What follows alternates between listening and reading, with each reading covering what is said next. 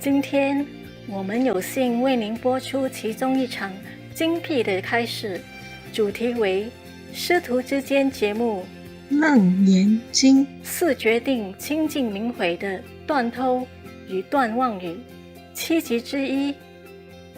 2018年12月23日以英文开示于台湾新地，台湾又称福尔摩沙。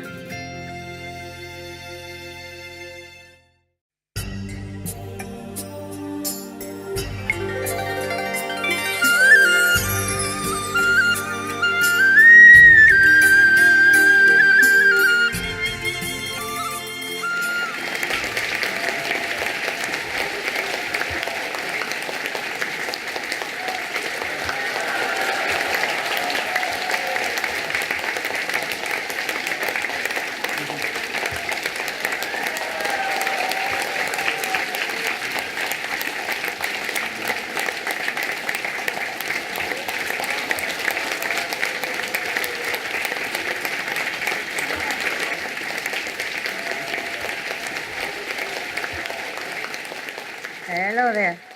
Your beautiful grandma is here.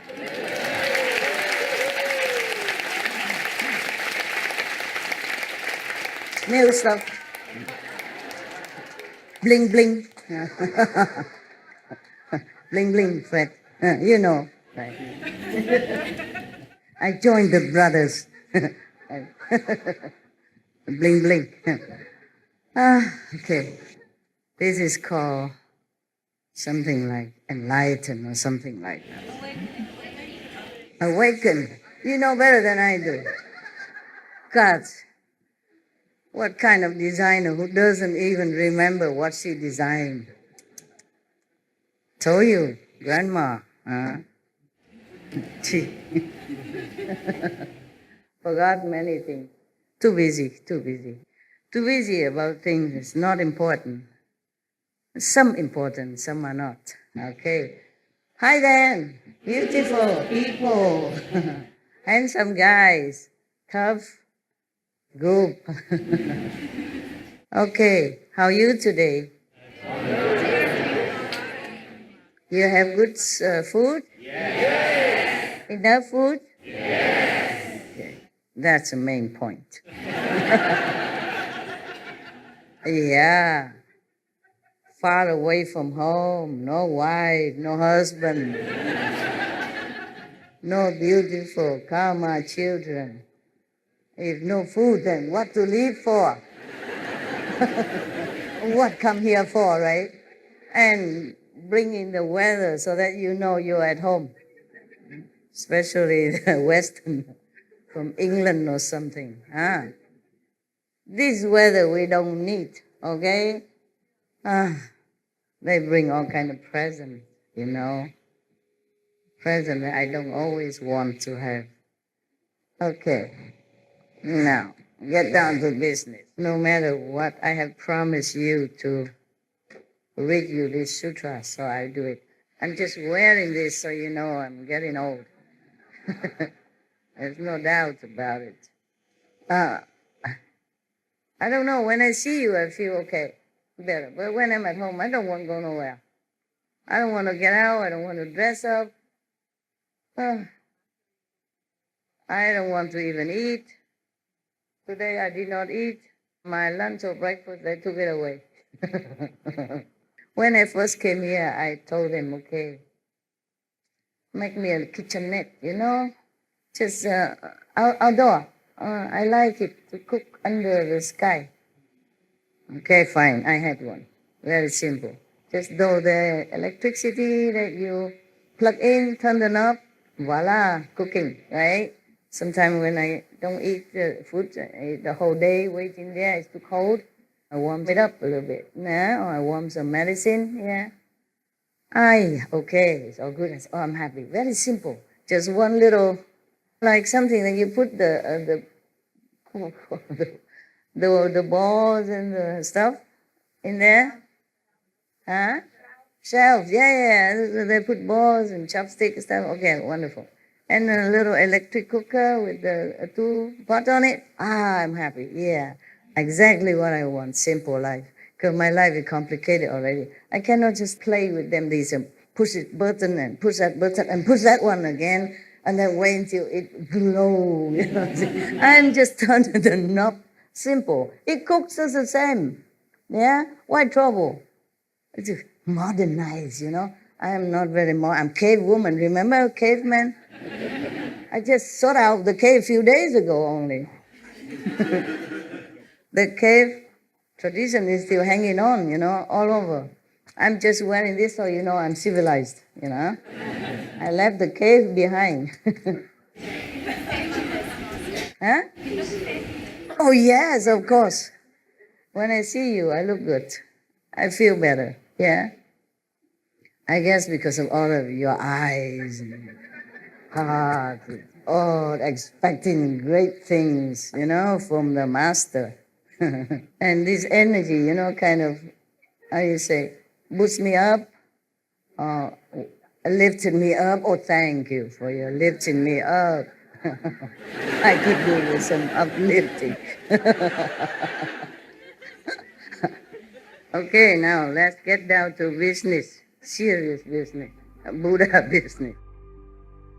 We should really thank the past masters, monks and nuns and scholars who have taken time to record the Buddha's teaching after the master's nirvana, and also for the past and present persons, lay or monks or nuns who have really dedicated themselves, sacrificed their time and precious health or under any difficult situation to translate this so that I can read it to you. And we have to thank them. And may they be blessed forever by all the Buddhas, past, present, and future. May their merit be immense. May they be liberated forever. Thank you.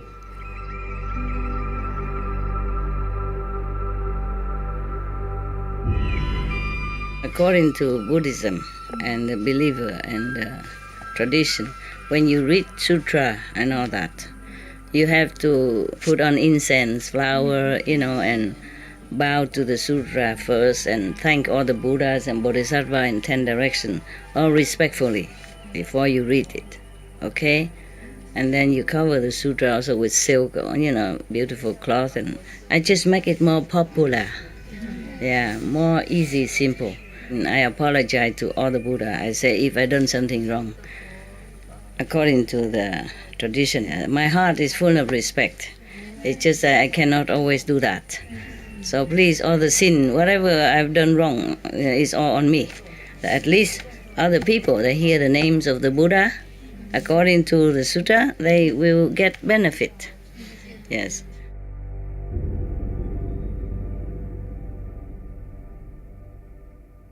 Okay, yesterday we were talking about the Buddha saying that monks, you know, real monks should not wear any silk, should not wear any leather boots, yeah. In his time already had boots, silk, and furs. Furs, he say it here, yeah? Okay, camera, zoom in so that they know I'm telling the truth. Zoom, zoom, zoom, zoom. You see this one, this part? Yeah, Buddha said everything here, okay? All right, yeah. Buddha said so many things in here that could offend many people, offend many businesses, just like I do. Maybe that's why some people say, this is not a Buddhist sutra. It's not Buddha who said that. Nonsense. If Buddha didn't say that, who said that? Huh? I wasn't there. Was I? No, we were not there to tell people, be veg, go green, nothing. It was the Buddha who said this. That's why I said to the team, put the Buddha vegan, not vegetarian. Vegan. Was a lot of Jainism. Mahavira, he was also vegan. He even advised, not allowed, but he advised his disciple to not to even eat root, not to dig the root to eat it, because it might hurt the worms. You know, the worms in the ground. There are some roots that don't attract worms, so you can eat. But there's some root maybe attract worms, and by the digging, maybe it will hurt the worms. You know, all the masters are so compassionate like that. Yeah. Are you Hindu or sister?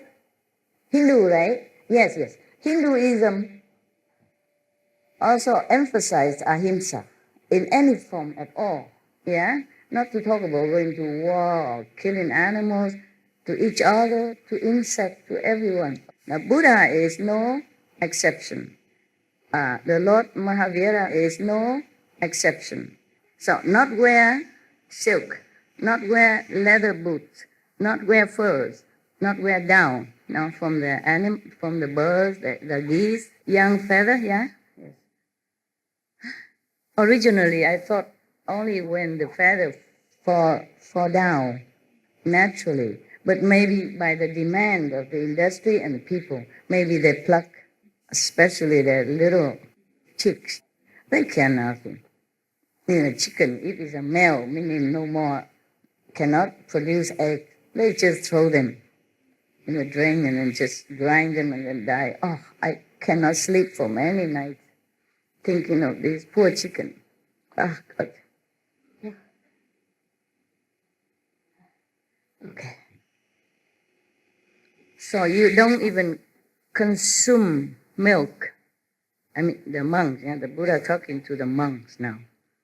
Not even cream. Cream is from the milk, yeah? Not that kind of cream. Not soya cream or soya milk that we are using nowadays, because it's vegan, it's okay. And then butter, non-vegan butter, is made from milk. You know that, right? Yeah, in the old time. They churn the milk, make into butter and cheese. Yeah. But in the old time, even then, the Buddha was already very strict, yeah? In the old time, they don't have this kind of industrialized animal farm. They don't confine them into little cage until they could move no more and all that. And still the Buddha said no. Not to talk about nowadays, they just abuse them and force them until they could not walk, they could not stand no more. This is really cruelty at the utmost.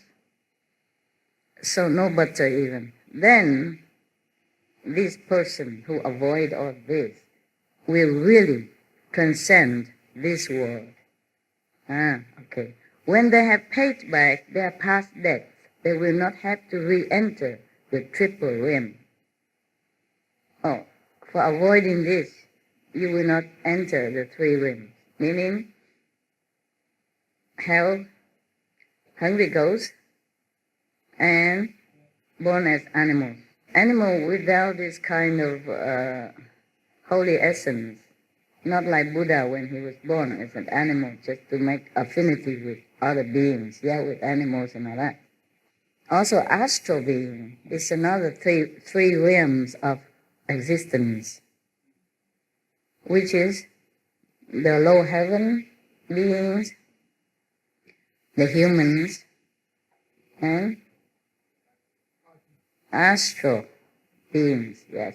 But don't say that all the astral beings are low and bad. No, just like if you read the book from Yogananda, his master, Sri Yukteswar Giri, he's in the astral world just because he was appointed to be there to teach, the astral beings. These astral beings could be his former disciples also who has not been able to ascend further, and the master, of course, will continue to stay there to teach them all the way up to the fifth level.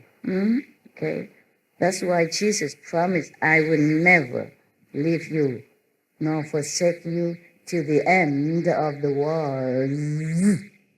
And that many words, not just this word only. So this is the promise of a real master. This is true like that. But hurry up, okay? Don't stay in the astral level. And thinking, master will come and take me anyway. It could take long, long eons. And you see other brother and sister on other religious group passing by you with flying color, and you're sitting in the astral world and thinking, when will I get up there? When? When? When? It's just like here.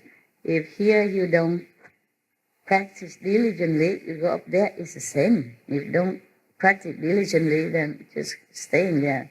It's like when we study in the class and we are lagging behind. And if you're lagging too long, then maybe you have to be recycled again so that you become human or others, so that you can continue to learn, maybe with other masters if you're lucky, if you have enough merit. It depends on what you want, really. All right.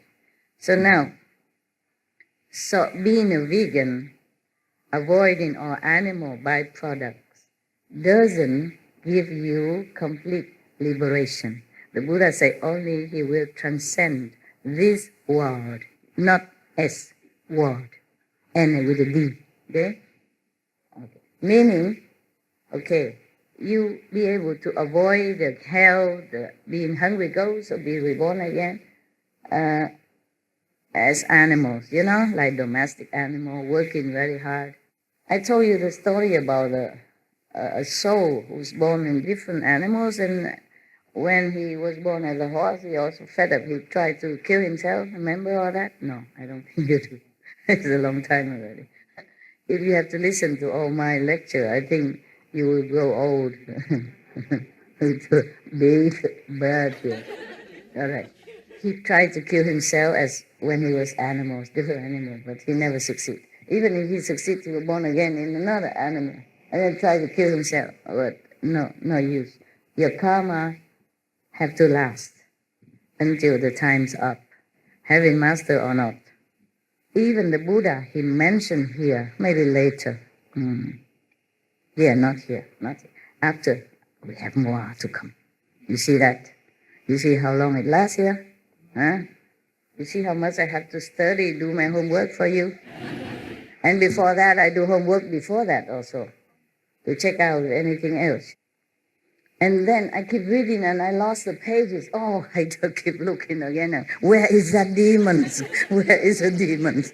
Because the Buddha was talking about demons. Understand that possessed practitioners when he or she not vigilant enough. Okay?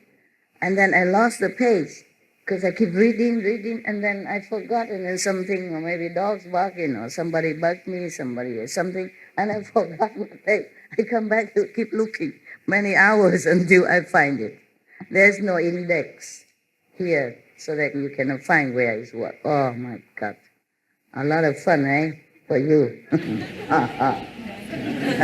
Very funny. Huh. The Buddha also asked them, why? Is it because when one wears something taken from living creature, one creates condition with it? Just as when people eat the 100 grains, their feet cannot leave the earth, the ground. Meaning, in the beginning, why Buddha say this? In the beginning, in the other kind of sutra, I don't remember which one, the Buddha mentioned that.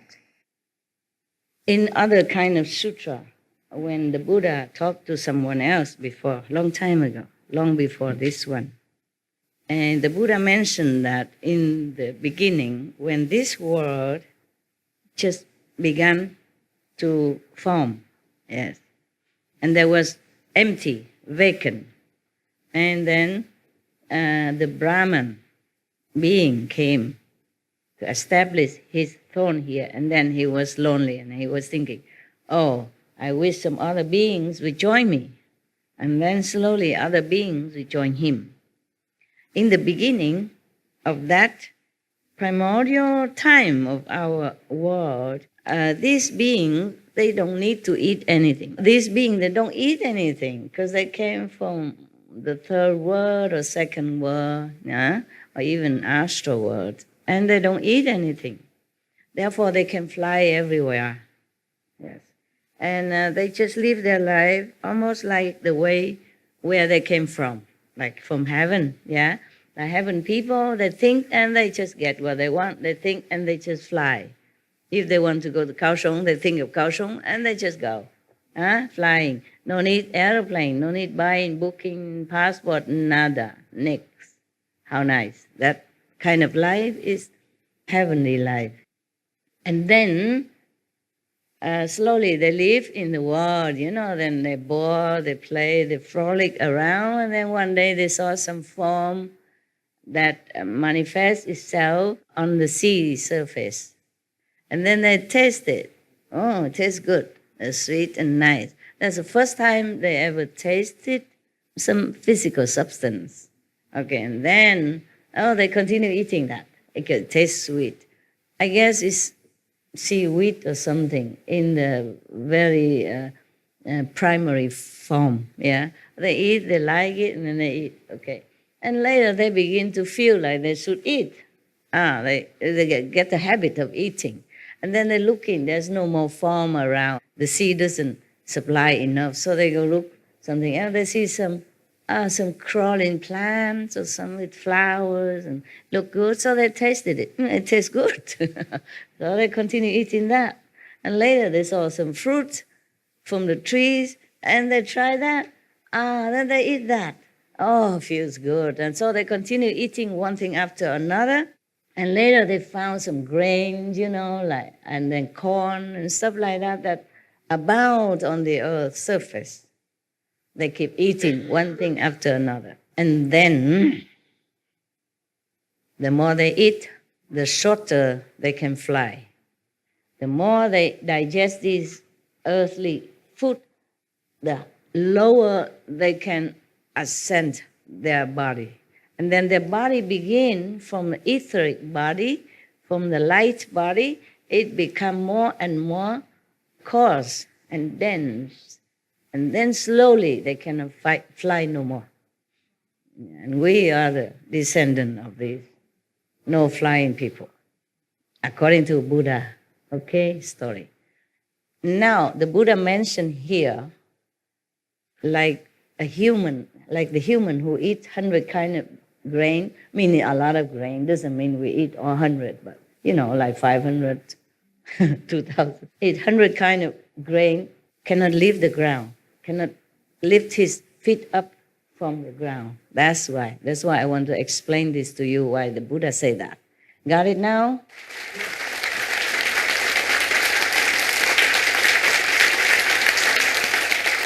And then it doesn't end there.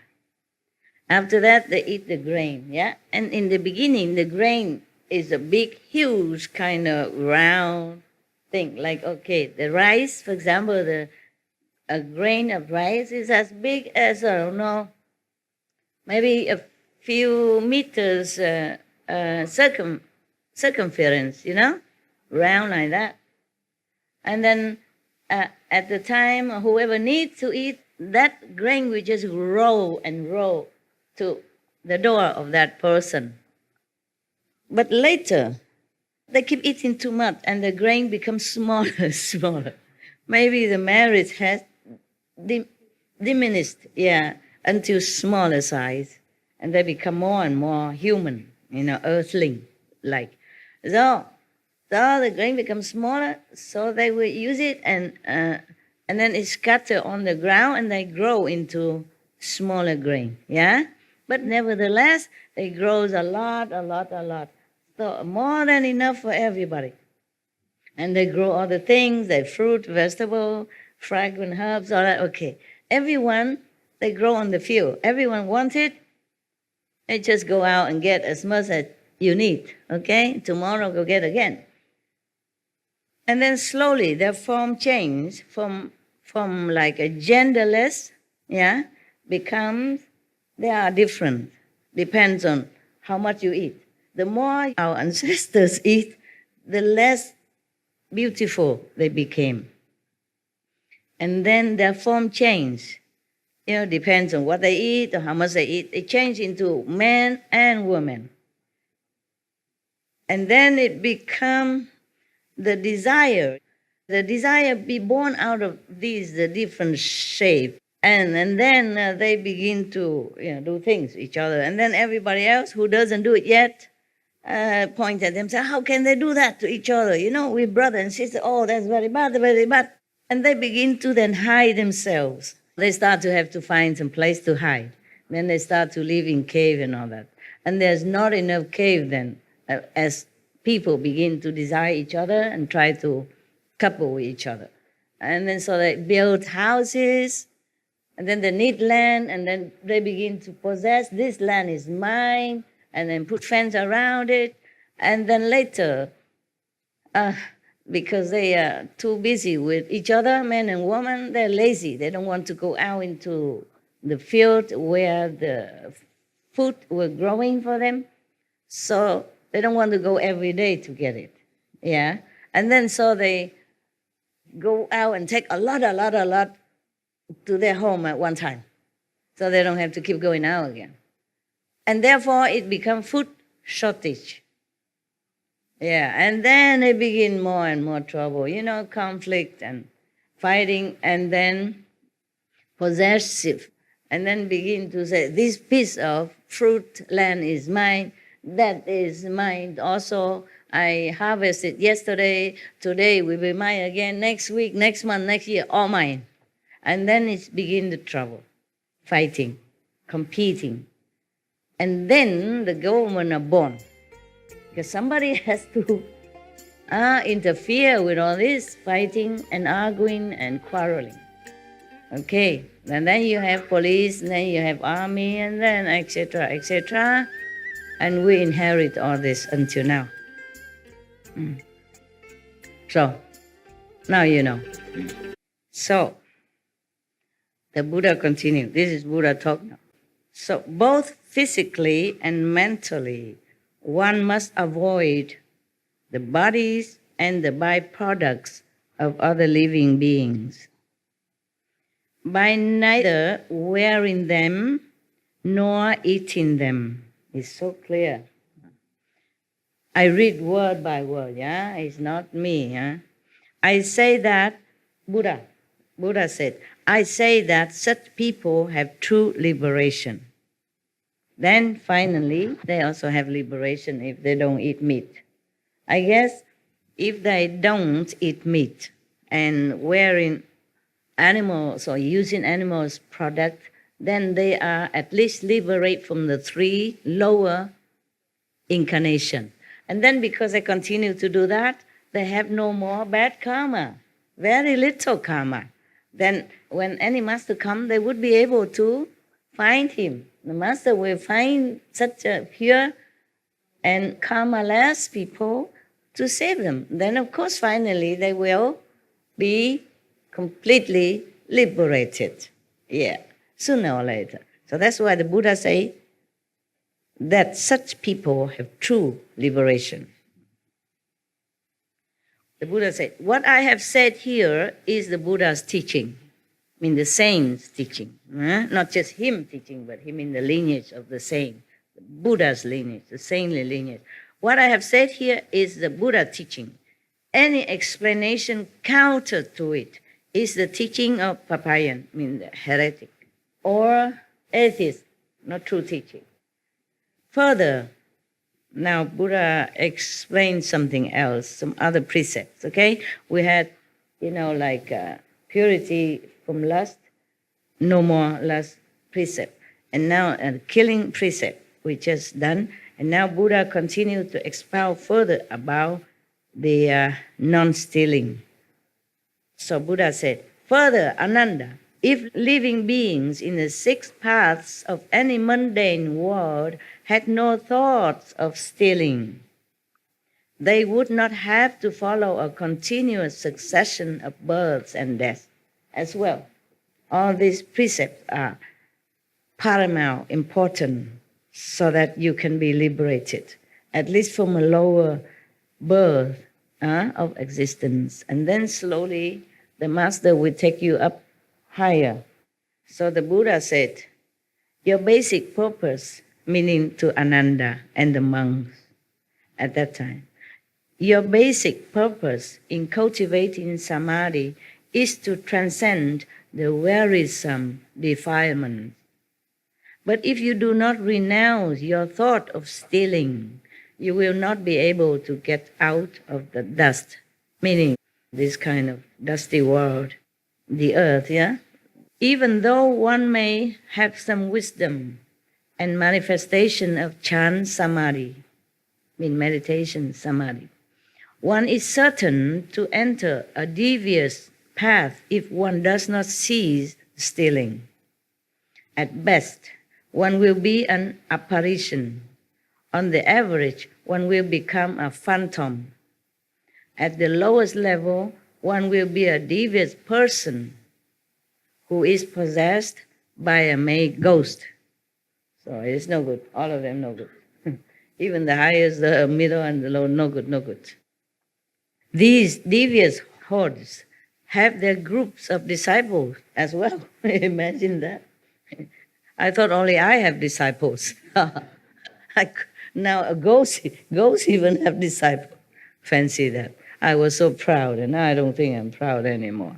Huh? Even ghosts have disciples. What a big deal about me, huh? Having disciples like that. These devious hordes have also their groups of disciples. It says of himself that he has accomplished the unsurpassed way, mean Buddhahood, enlightenment, complete enlightenment, that's what I mean. Unsurpassed, nothing can compare to their way of accomplishment. That means they're on top already. After my extinction, the Buddha extinction, in the Dharma and in age, these phantoms and apparitions will abound, spreading like wildfire as they surreptitiously cheat others, calling themselves good, knowing advisors. They will each say that they have attained the superhuman abilities, enticing and deceiving the ignorant, or frightening them out of their wits. They disrupt and lay waste to households wherever they go.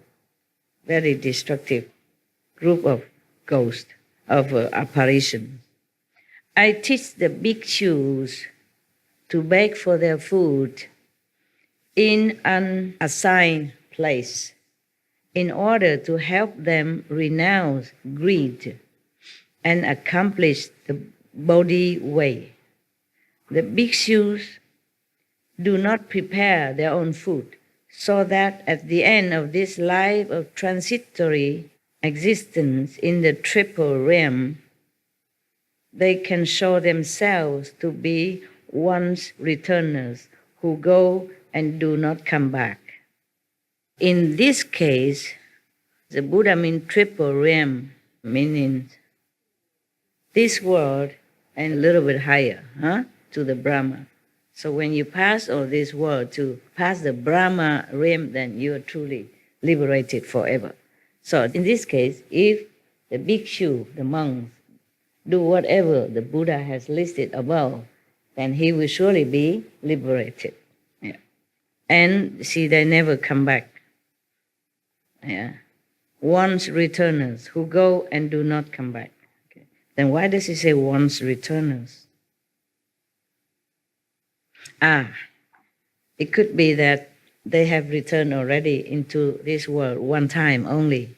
Yeah, already they exist already as a human, as monks, but they will never come back again. If they go up to the higher level, they will never come back again. Truly liberated. Okay, got that. How can thieves put on my robes and sell the thus come one, saying that all manner of karma one creates is just the Buddha Dharma?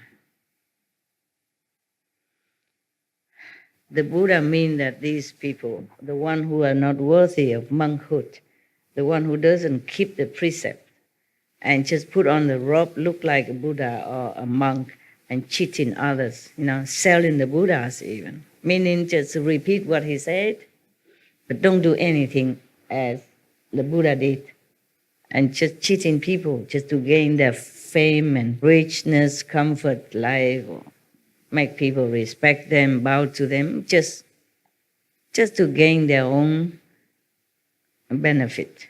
So the Buddha warned the people about this kind of monk, just the same like Jesus has warned his disciples and the later generation that beware of the wolf in lamb clothing. Yes, after Jesus died, there may be a lot of wolves like that proclaiming his teaching for their own benefit. Well, it's kind of true, because even within religion, same religion, there used to be some wars and a lot of bloodshed. Remember, in the name of God, same religion, not like different religion even. And still the same many recently as well, yeah? Up to the recent years, still in the same name of the same religion, same God, fighting, bloodshed. Ah, what a sad thing. Hmm? So the Buddha continued to say that these so-called monks, yeah, so-called fake monks, will slander those who have left the home life and regard bhikshus who have taken complete precept as belonging to the path of the small vehicle. Because of such doubts and misjudgments, limitless living beings fall into the relentless hell. Not only these people, they sell the Buddha teaching for their own benefit, but they also misled other people to fall into the wrong concepts, the wrong way of life, and or go to relentless hell. It is non-stop punishment, relentless. No respite, that's what it is, right? No stop even for 1 second. In some hell, you have a tea break. I told you that story. But this hell, no respite, continuously. You cannot die, you cannot live, nobody helps you. Nobody hear your voice. You don't hear any of the saints' name in that kind of hell. You don't have even a nanosecond to even think of anything good, like saints or Buddha, Jesus, nothing in such a hell. In such a situation, it's made to you like that. Make you completely forget about everything, just suffer too much, relentlessly, continuously, that you cannot even remember 1 nanosecond about the Buddha or anything. This is a terrible hell to fall into. And it go on forever. That's why they say non-stop and relentless. I wouldn't wish anyone to fall into that kind of hell. Please keep the precept. At least you won't fall into hell. Even if you don't believe me, don't follow me, keep the 5 precepts for your own sake. Don't have to believe me, just be a good person. Meditate if you can. If not, keep the 5 precepts. Anyone who keep the 5 precepts and never kill anyone, never has harmful thought to anyone, at least he can be reborn again as human. Even if they eat meat, but because they don't know, ignorant, and they eat meat, but they have never killed themselves. They never killed the animal themselves. Then they still continue to be born as human until their merit run out before they even meet any master. If they meet the master, any enlightened master who has the power to liberate them while they're still in human form, that's lucky people. Because their merit is still have to attain to remain as a good human, healthy and sane intellect, to understand what the master is talking about and follow a master. But if their merit run out or they become handicapped or mentally incapable, then even they meet the master, useless. Understand? They don't understand what is it all about. They have to understand what the master teaching in order to uphold it, to follow it. Then they can be liberated. So keep the 5 precepts. Always think good, do good, and help others if you can. Then you'll be surely reborn again as good human. Have a decent life or maybe a rich life. Depends on how much you give and how much heart you have while you're giving it. How pure you are when you're giving. Yeah. Then you'll be rich or medium, rich or poor accordingly. Okay? Yes. Master also no exception, eh? Not because you are master and then you can just live recklessly and disregard it of the law, or no helping people, no sympathetic to people, and no charitable heart, then also no good. Actually, before you became a master, you must have been trained all that already. Otherwise, you couldn't be a master. What I meant is, even you have become a master already, but your karma in the past life, you have not paid, still have a little bit, then it will double, triple, 100 times more, so that you suffer more than normal people. Okay, I say that bhikshus who, after my extinction, have decisive resolve to cultivate samadhi, and who, before the images of thirst come ones, the Buddhas, can burn a candle on their body, or burn off a finger, or burn even one incense stick on their bodies, will, in that moment, repay their debt from beginningless time past. Okay. They can depart from the world and forever be free of outflows. Outflow means fault. Though they may not have instantly understood the unsurpassed enlightenment, they will already have firmly set their mind on it. Now I want to explain to you something. Burn the candle or burn the incense on your body. That was because Buddha is not there anymore, okay? And some people are so earnest, want liberation, so they do some kind of little sacrifice on themselves. Therefore, if you became a monk or nun in a Mahayana tradition, just like I did, they put some incense on your head, to burn it. I still have 3 holes here. Some burn even more, but 3 is the minimum, just because of that. Because it's believed that if you do a little sacrifice like that, you will be free from sin.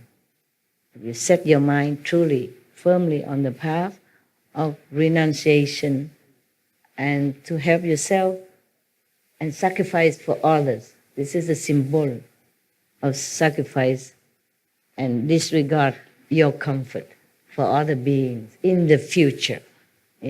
Because to be a monk, your ideal is to liberate others, to help others to understand the holy teaching, not for yourself only. So anyway, some burn more afterward. But at the time of ceremony, for being a monk or nun, they give you 3 burning incense only. It burns until your skin burn off. The incense is small like that, okay? And then it keep burning until it burns to your skin. And it did hurt. And if you want to burn more, you do it at home. Because at the time of taking the precept, the full precept to be a monk and nun, there are too many people. So there's no time to burn more for you. But you can do that more at home. Of course, your head are all shaved already. So it's only the skin, the tender skin. And you burn where the most tender, right in front here.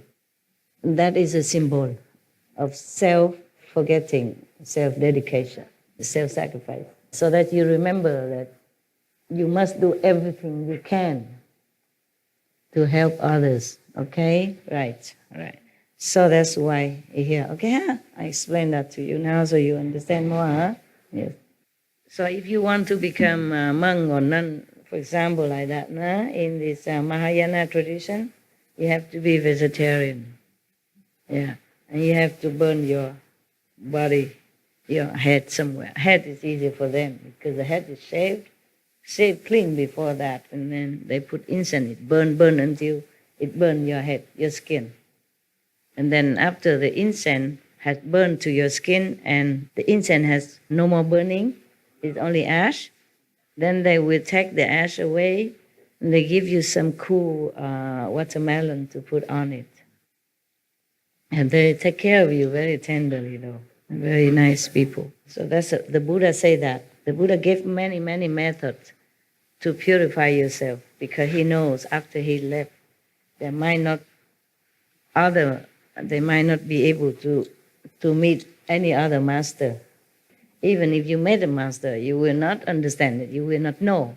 So if you continue to follow the Buddhism, and if you do this and that, then the Buddha will also be connected and help you somewhat. So it doesn't matter which tradition you follow. The original master will also try to help you. It's just the problem is a human that rejects it. Jesus, for example, Jesus always tried to help invisibly, but humans that reject him. Or the Buddha reincarnate even, or master any, they reject him. They're waiting for Maitreya, they're waiting for second coming, third coming, fourth coming. They're waiting forever. That's why I don't want to make a Qinghaism. Because if I registered our group as an ism, then we have more privilege, more easy access, more easy. Doing anything is more easy because we are religion. Nobody can touch us. But we are just an association. Even then, people still think I'm trying to do something. Oh, I am trying to do something. I'm trying to awaken you and other people, whoever I can. But it's very difficult for any master to come down. After any master come down, they make a code out of it. They make an ism out of it. And then the other master come later on, or the same reincarnated master have problem, by his own teaching, previous teaching. I told you before, in my ashram before, Sihu or other place, I don't have any building. I use my money for helping the poor, the less fortunate than us. Yeah? I told you because you still have a home to go, right? Homeless people, they don't have. The disaster people, they have nowhere to turn to. Yeah? Even if you get wet here, tomorrow you go home, you have dry clothes, okay?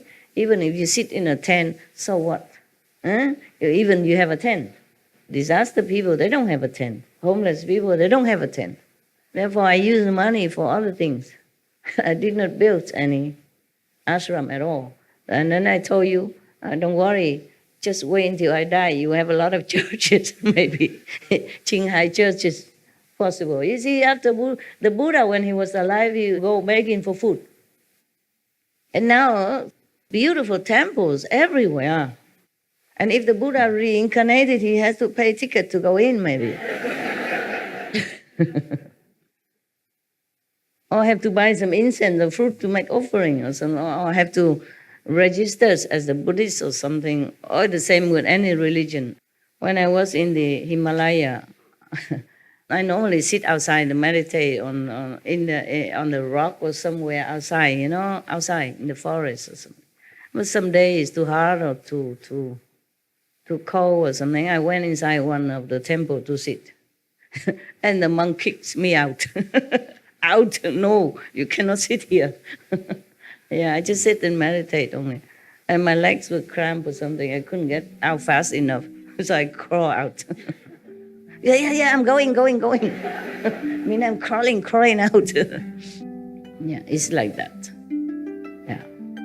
Maybe I should have make an offering or something. I was almost penniless, okay, when I was in Himalaya. All right, continue with the Buddha, huh? If one does not practice any of these token renunciations of the body on the causal level, then even if one realizes the unconditioned, one will still have to come back as a person to repay one's past debts, exactly as I had to undergo the retribution of having to eat the grain meant for horses. The Buddha had to one time eat the grain that meant for horses or other food meant for horses for 3 months. Probably because he has a little bit of debt he did not pay. But if he had probably burned the incense on his body, then he has paid the debt. Then he didn't have to do that. You see, Buddha very compassionately explained all this, and he even confessed his own debt at his own expense, not wanting the disciple to worship him as a perfect flawless, enlightened beings, but still has some debt to pay from the past life. But this is a Maya arrangement that way, so that the Buddha had to have some debt.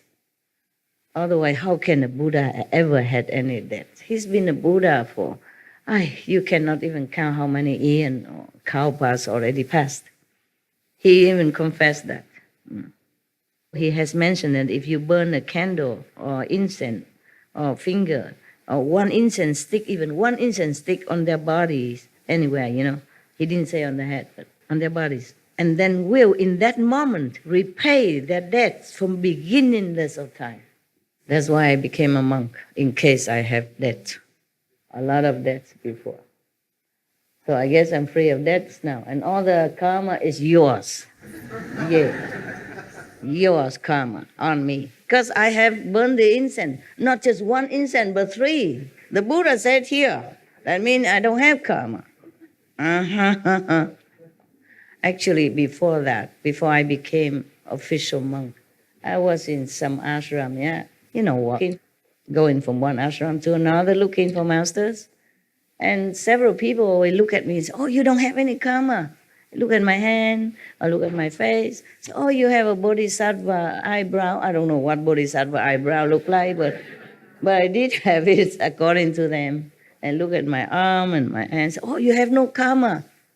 Not at all. That was before I became a monk. Okay? Yes. And then I became Tibetan monk, and I became Hindu monk, and then finally become Buddhist monk. I try all traditions. So if I wasn't clean by the Tibetan monk married, then I was clean by the Hindu monks married. If not, then I triple it by become Buddhist monk. So actually I was free of karma. So whatever happened to me is all your fault. Lovely karma, yes. It's nice to blame somebody else. It's easy. The most easy way, is to blame everybody else. Yeah. I do the same. It's fun. Okay, now, the Buddha continued, when you teach people in the world to cultivate samadhi, they must also cease stealing. This is the third clear and unalterable instruction on purity given by the first come one and the Buddhas of the past and the honor ones in the past. I mean, many Buddha. One Buddha after another, all the Buddhas teaching this way, all the saints, all the first come ones teach this way. The precept is important. That's why even if you become a monk or not even you burn incense, you still need to take precept. You take the precept so that you always go straight, I give you only 5 precepts and you complain and sometimes you don't keep some of it. If you become a monk, 200 something precepts, monks and nuns similar, understand me, in the Buddhist tradition. I don't want to tell you this because if you know it, you have to keep it. Because you're lay people, so I cannot tell you. You understand me? Yeah. All kind of precepts you have to keep, not just 5 precepts. But these 5 precepts, even as Buddha mentioned here, are the main one. Okay?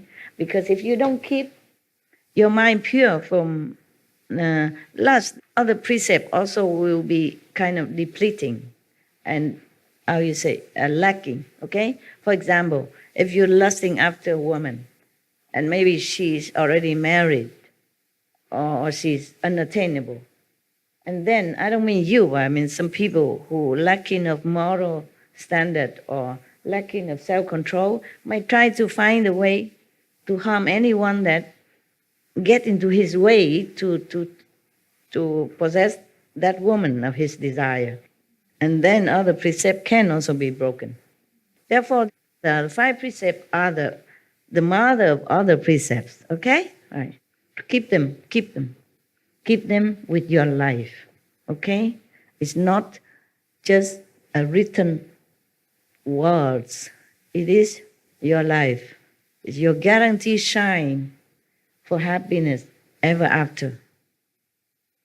Even if you stray from my teaching, Keep the 5 precepts, okay?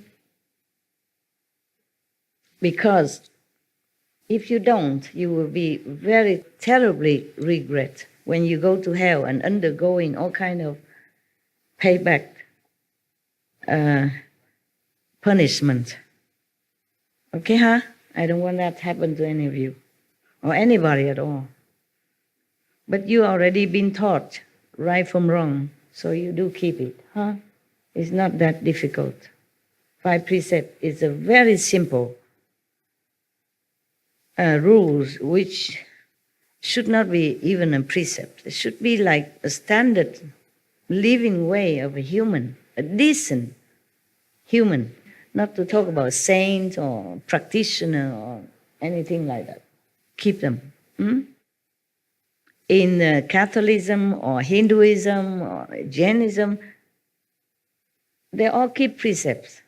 They all have this kind of basic ahimsa, no harming to others, yes?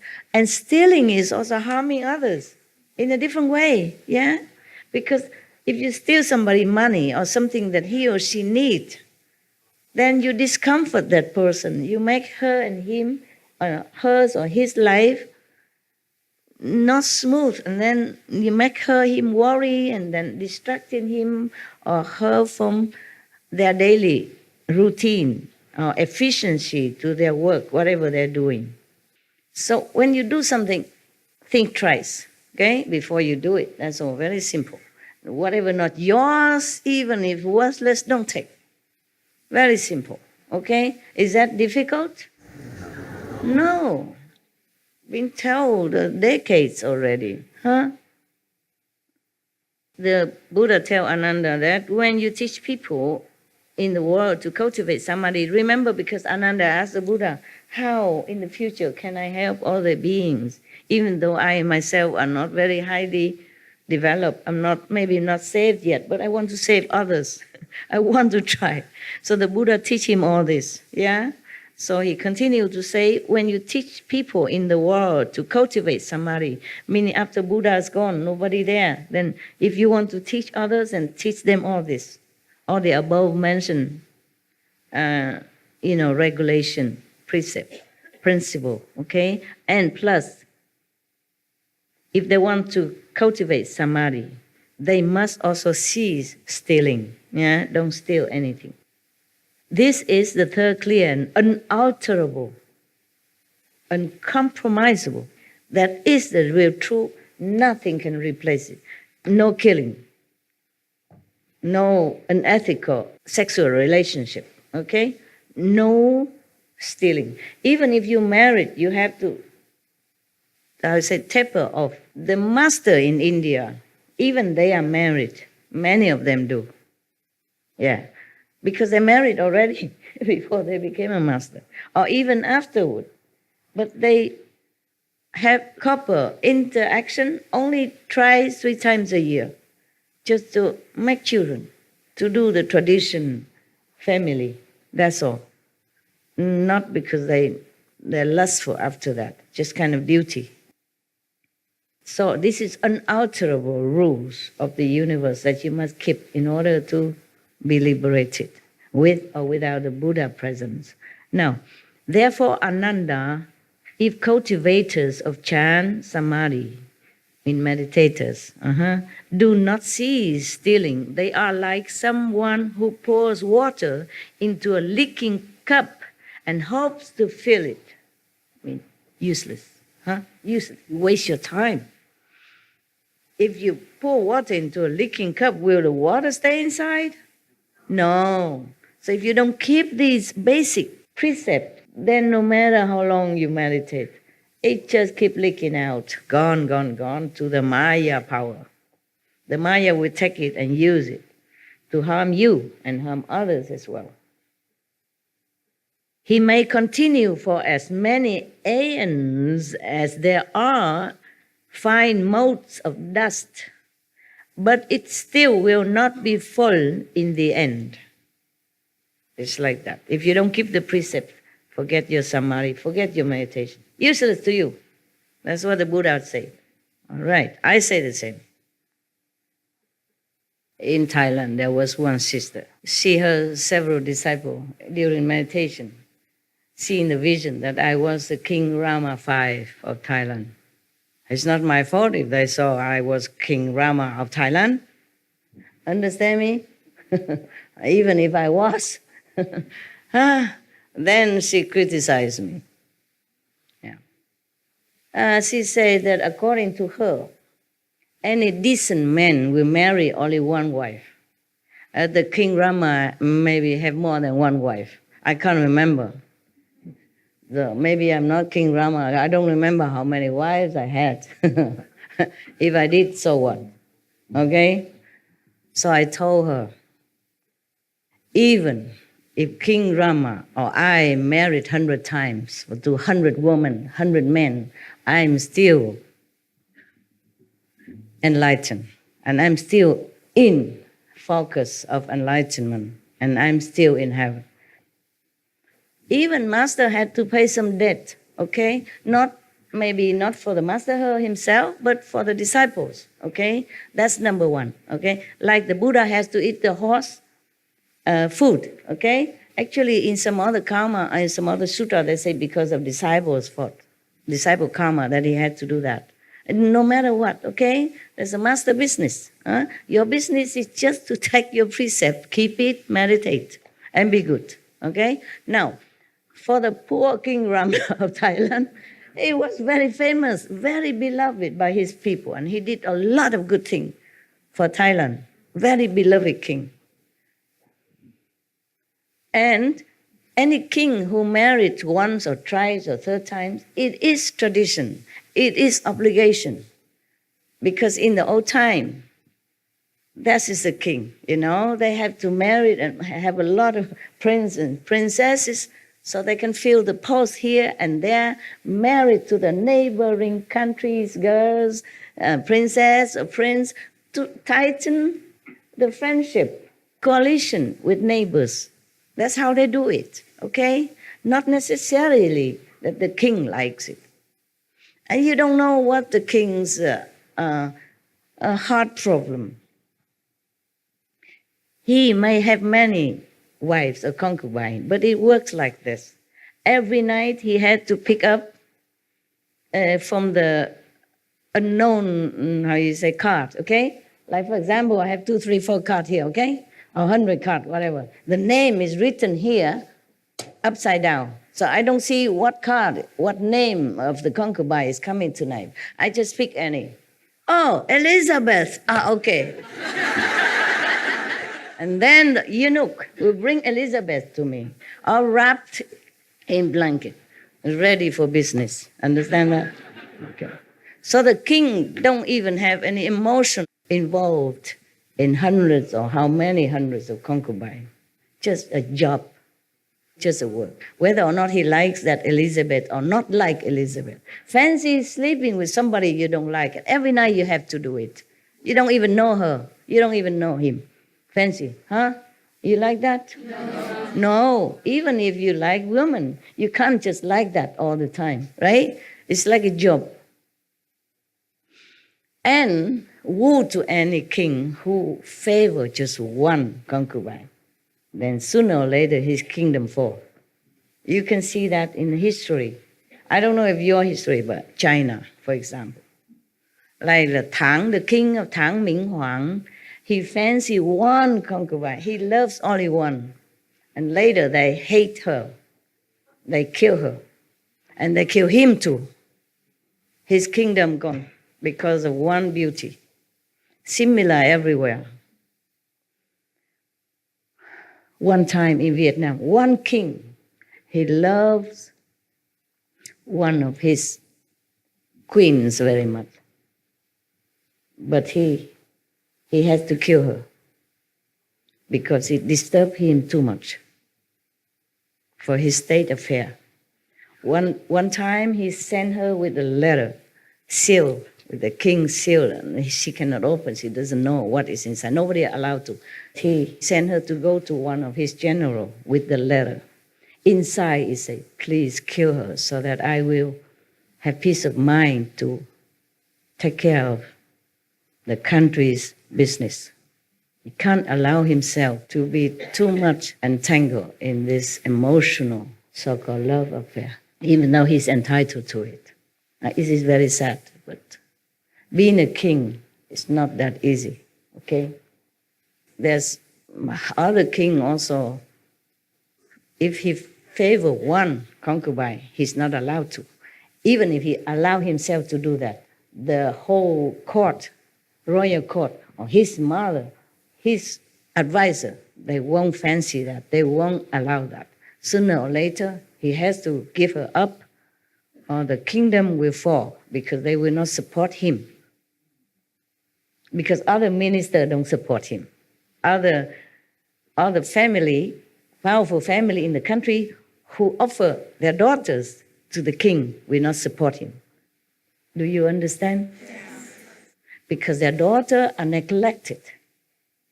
And the king will not fair to all of them and fancy only one. Then all the people will slowly fall off their favor. And then the king is alone.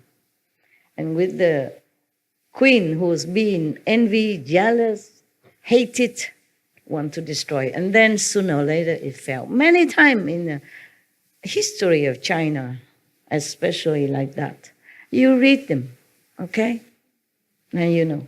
So to criticize a king of having many wives is not fair anyway, okay? Whether or not I was King Rama or the King Rama have many wives or not, who cares? You have to see more, bigger picture. You can't just point your nose into the toilet alone in the house and say, oh, this place stinks. The toilet stinks, but not the whole place. The king, he has duty to his nation. He does everything or did what he can in order to uphold his country, to develop peace with all the neighbors. In order to do that, he had to marry his prince and princess to different countries' royalty. That was in it before. That's how they make peace and, coalition together to keep themselves strong. Therefore, he doesn't even know who's going to sleep with him tonight. It's just a card, you know?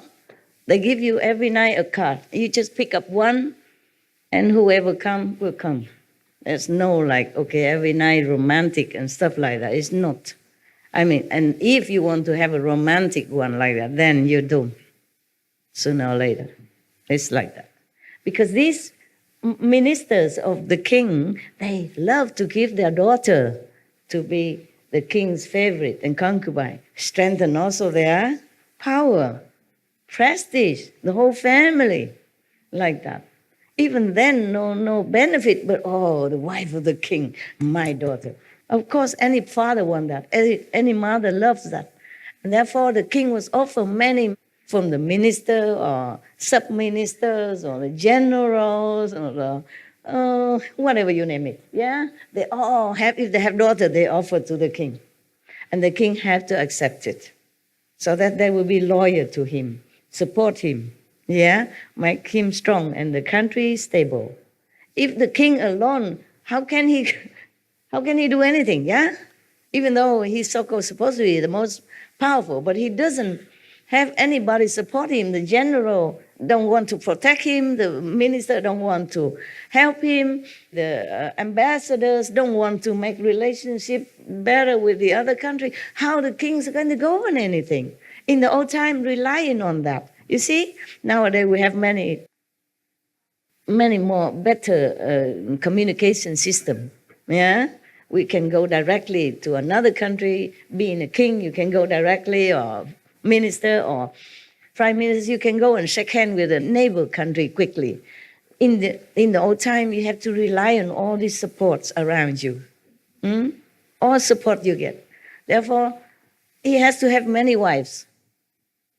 And he has to be fair to all of them, and that is the rule. He cannot pick one or two or three. Just have to treat all of them. Every night he has to sleep with one different woman. And they take turn, you know. If they have 100, then he has to keep every night one until the 100's done and then return. He cannot have one wife, 2 nights, 3 nights. Just one. He likes it or not like it. It's like that. Even in China history, one king, he cannot have children. It's just like some men don't have children somehow, you know. Maybe their destiny, maybe they are not potent. So that king has no children at all with all his queens and, you know, second queens, third queens, concubines. No one bear him any child. He is impotent. So what they do?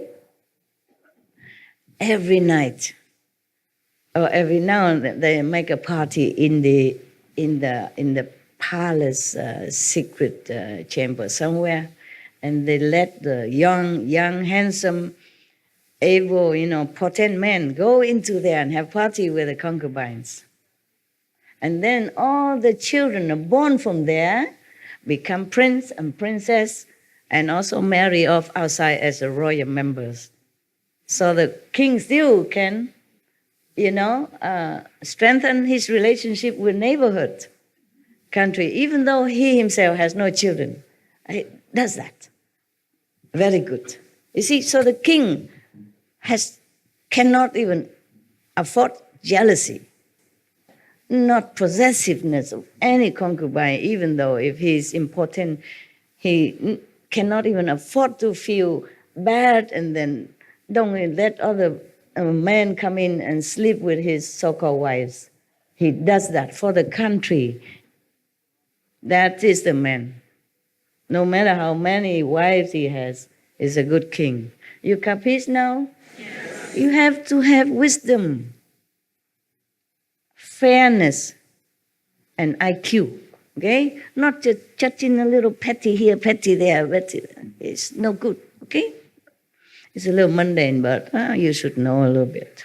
Okay, being a king, you know, it's not that easy. Nowadays, king doesn't have to have many wives anymore. But even then, I remember some decades ago, one queen of a country cannot bear children, and the king has to abdicate her, and she has to be dismissed because she couldn't bear children. King have to have children. To continue the royal lineage is an obligation. Obligation. So some nowadays, even the prince, if married to some lady, even royalty or not, she has to bear children, and right away, almost right away after wedding. Before that, they can be boyfriend, girlfriend for years, but have nothing. After married, immediately have children. You can see that, you know that. We go back to the precepts, not going astray from the precepts, okay? The Buddha continued, if bhikshus, monks, you know, do not store away anything. Bhikshus is a Sanskrit term for monks, for renunciates, yeah? Mostly referred to as monks only. Bhikshuni is nuns, okay? The one who take full precept. 200-something precepts, okay? And the dress to at bhikshu, mean real monk, full monk. And the bhikshuni is the one, the same, okay? Otherwise, you can refer to as just monk and nun, okay? In this, the Buddha addressed the full monk, the high monk, okay? And at that time, normally in the old time in India, we don't have bhikshuni. We don't have nuns. Nuns were not allowed in the monastery. It was before. And then after the Buddha became Buddha, his stepmother, or this stepmother, you know, because his mother died at his birth, so the sister of his mother took care of him. And that mother wanted to become a monk also under the Buddha. And Buddha cannot refuse. It's his mother, and then his wife and all that. That's how the nuns' order came into being, okay? But the Buddha worried that because his mother is a queen of the country, highly positioned, respected, living in luxury and splendor, how is she going to be a humble nun, living ascetic life? Also, nuns not easy in those days, you know. They don't allow nuns because women, very inconvenient to travel around, to be alone, yeah. Also, we women have other things, other needs, yeah. And also, if mixing with monks, there might be other things, undesirable affection or thing might come about. So there were no nuns in the order of the Buddha, and at that time also. But the mother, how can he refuse? So he has to make some exception. But he said, even if you are the mother and the queen of the country, you still need to bow to the monks, no matter how young and how old his monkhood, okay, like how long he has been a monk. You still need to bow to them. If you accept that, then I will let you. The mother immediately bowed to all the monks. Yeah, and so the Buddha has to keep his promise. Same from then on, all the nuns in the Buddhist tradition, even though they took the full precepts and the full-fledged nunhood, just like equal to the monks, they still have to bow to the monk because of that. Not because the Buddha disrespect his mother, but number one, because she has to be humble, okay? To be a monk and nun, you must be humble. Otherwise, what's the use? You just sit there and take people offering and prostrating to you. Therefore, the Buddha make them go out and begging and all that, just to train humility and lessen greediness, yeah, and possessiveness. So being a monk and nun also has a very good advantage. You train yourself in some discipline. It's a very noble kind of lifestyle. Very frugal, very humble, but high living, high thinking, high enlightenment. And now, even if these monks and nuns might not study with me or something, I always, when I see monks and nuns outside, when I pass by in the airport or outside, I always make offering and always make obeisance to them because I respect their ideal. Not their body, but their ideal, their goal, the noble aspiration. I respect that. I always help. I always offer whatever I have in my pocket at that time. Anything. And pay very much respect, humbly to them. Because I think that kind of noble ideal of monkhood as nunhood is very difficult for anyone to follow. And if they can uphold it, they deserve respect. Whether or not they will be liberated or not liberated, I don't know who is high monk, who is low monk. I respect them all, okay? The ideal of life. You connect the pieces that we can't get from the Bible or the Sutra. We can read, and read, but we can't connect it the way you do it. Oh, really? Wow, I'm proud of myself. Thank you, Fred. Thank you. I don't know, it just come out.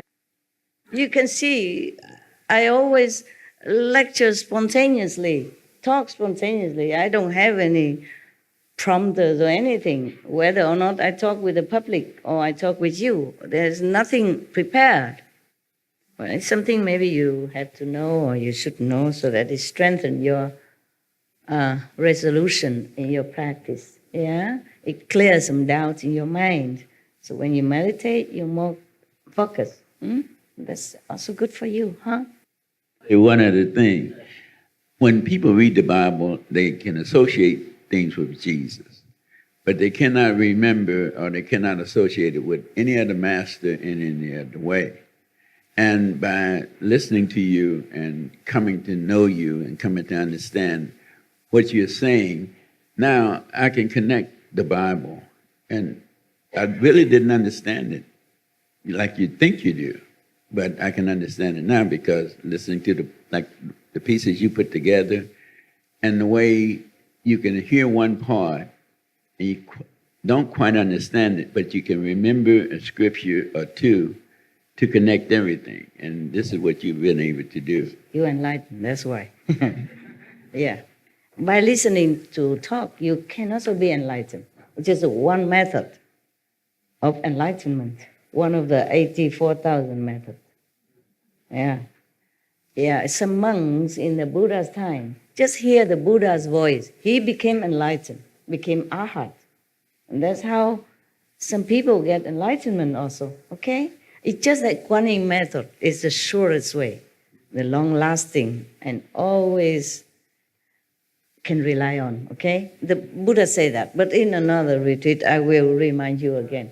I don't think we have time for this retreat, but another retreat, okay? When you go home, work, take a rest for me, and then I recover or do some more of my job, and then we have another retreat, then we go further, okay?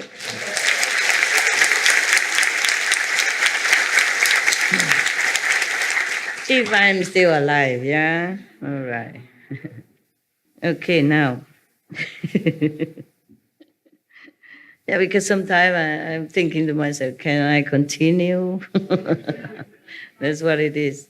But thanks to your support and your love and your enthusiastic energy, I survive every time I come out. Survive.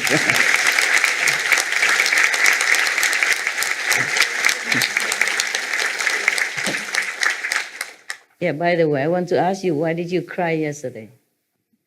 Well, there's a lot, Master, but everything you say answers something that's in my mind. Oh. It's really incredible how I can be thinking or feeling or wondering something, and you just sort of answer exactly what was in my heart. A lot of the things you were saying yesterday were so prescient, immediate to my feelings and my worries and my fears, and you offered me guidance at the exact moment that I was asking a question, and you offered me reassurance at the exact moment that I needed it. Okay. And I am so grateful. Thank you so much. I'm grateful too that you understood. I love you so much, Master. Thank you. Thank you. Thank you. I love you too, and your wife too. All right, my love. I'm glad it helped you. You're a good kid. Anyway, yes. You're very good. I'm proud of you. In case you worry, I'm proud of you. Okay? I think you're a very good kid. Yeah.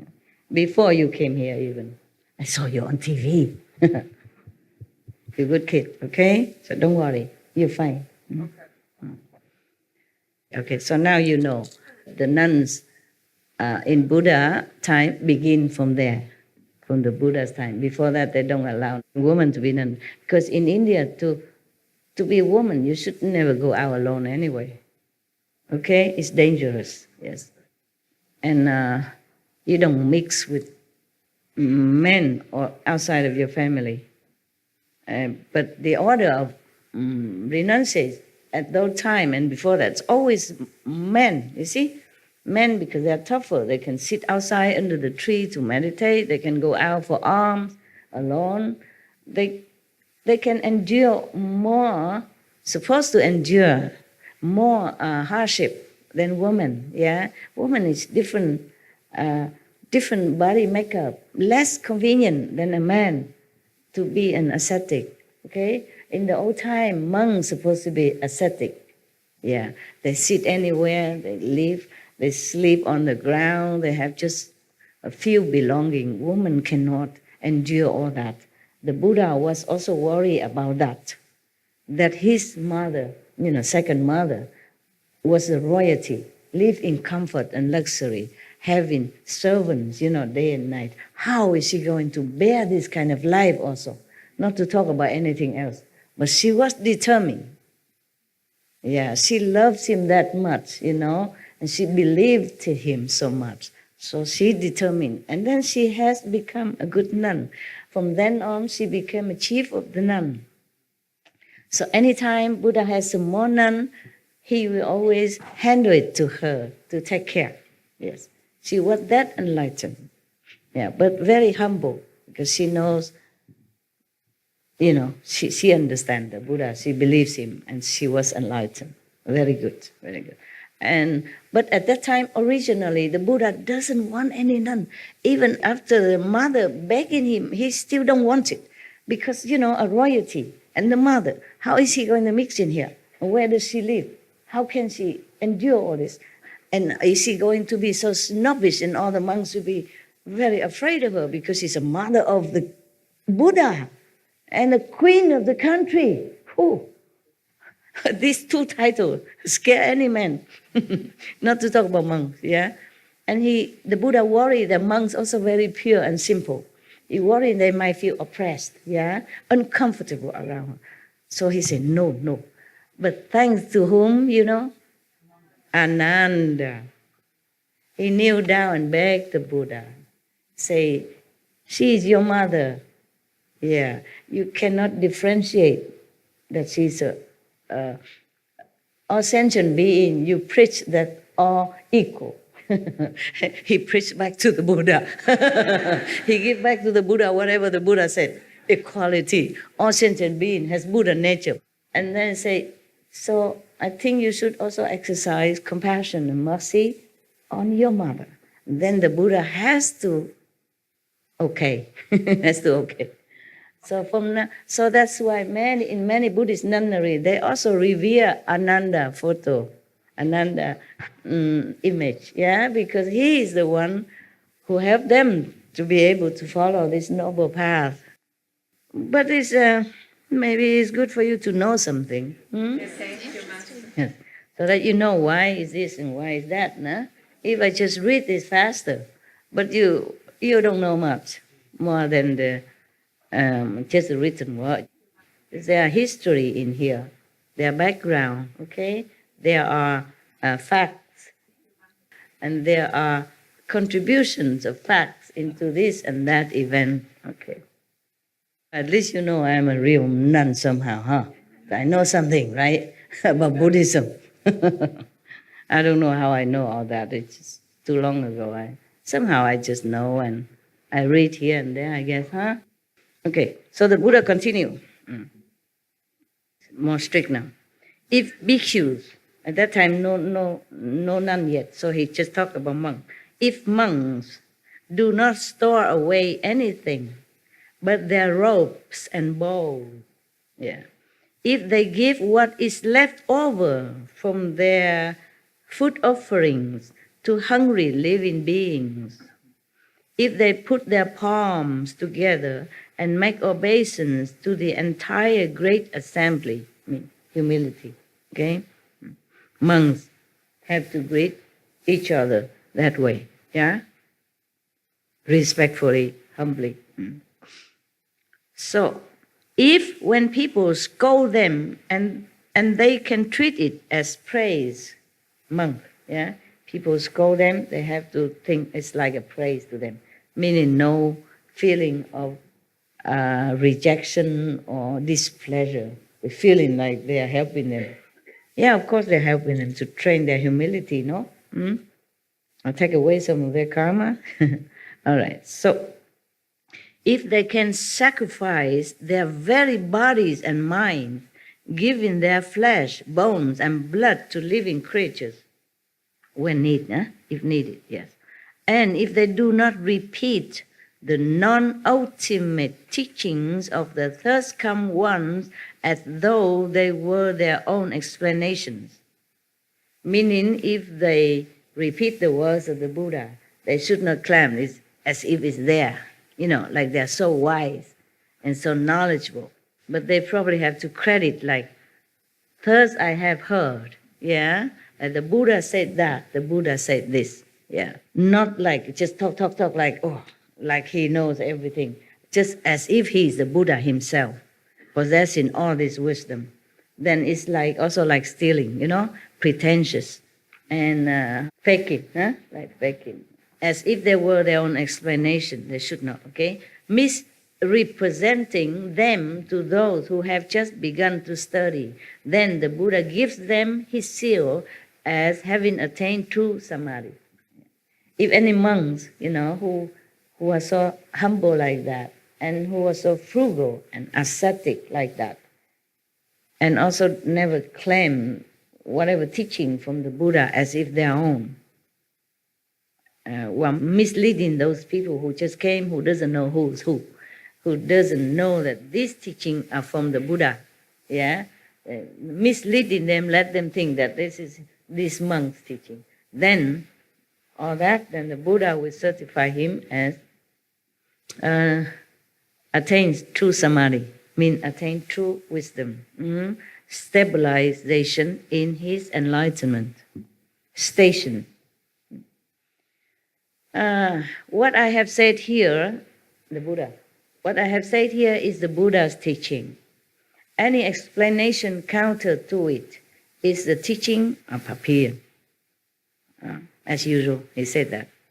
Whatever he teach right here, right now, at that time, was from the saint. Truly saintly teaching, holy teaching.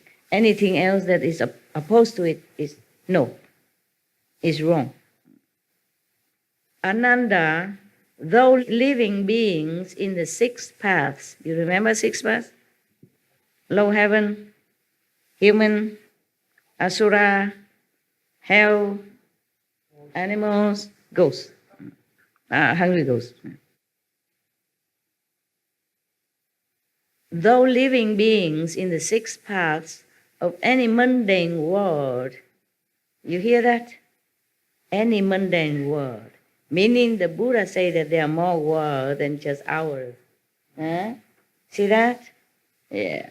All the planets, not just ours. We have been heard in that from your Supreme Master Jinghai, right? Now it is certified here. In any mundane world, just meaning in any earth like this, yeah? Similar. If any beings in the six paths of any mundane world may not kill, steal, or lust, either physically or mentally, these three aspects of their conduct, thus being perfect. And they keep these three mentioned precepts. Yeah. Yet, if they tell lies, this is the four now, the four precepts now. Okay, if they kept the three mentioned above, perfect. Good. But still, if they tell lies, the samadhi they attain will not be pure. This is a fourth precept now. They will become demons of love, you mean this physical attachment, and views, and will lose the seat of the thirst come one, meaning they will lose their wisdom, their seat of enlightenment to become Buddha. They cut it off. Wow. That means you will never become Buddha. If you lie, okay? Even. If you kept the three precepts above, no lust, no killing, no stealing, but if you lie, you still cannot be a Buddha. Oh man, that's very strict. Keep it, guys, yeah? As much as you can, huh? So maybe you can become 50% Buddha, 60% Buddha, 80% Buddha. Or human at least, yeah? Not running around in the vicious cycle of birth and death in a lower realm. Okay, please keep the five precepts.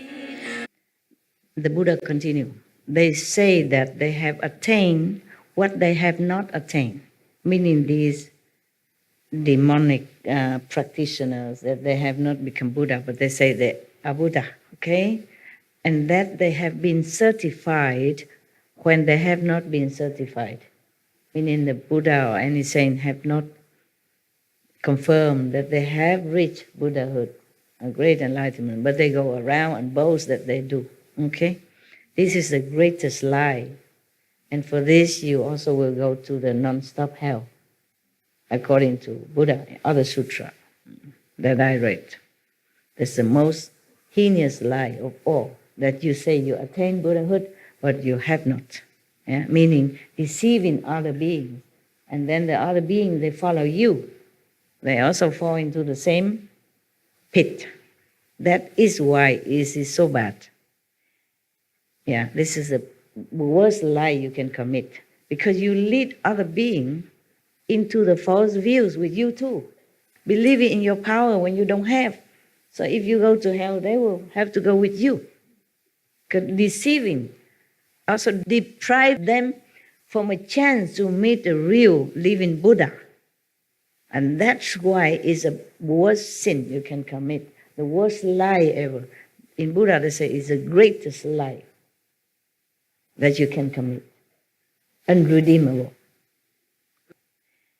The Buddha warning his monks here and the future monks after his nirvana that should not do that. Yes. But the Buddha cannot warn the whole priesthood or monkhood after his nirvana. Not everybody read this. Not every monk even know this sutra. Okay? You are lucky to know it. You're welcome. You're welcome.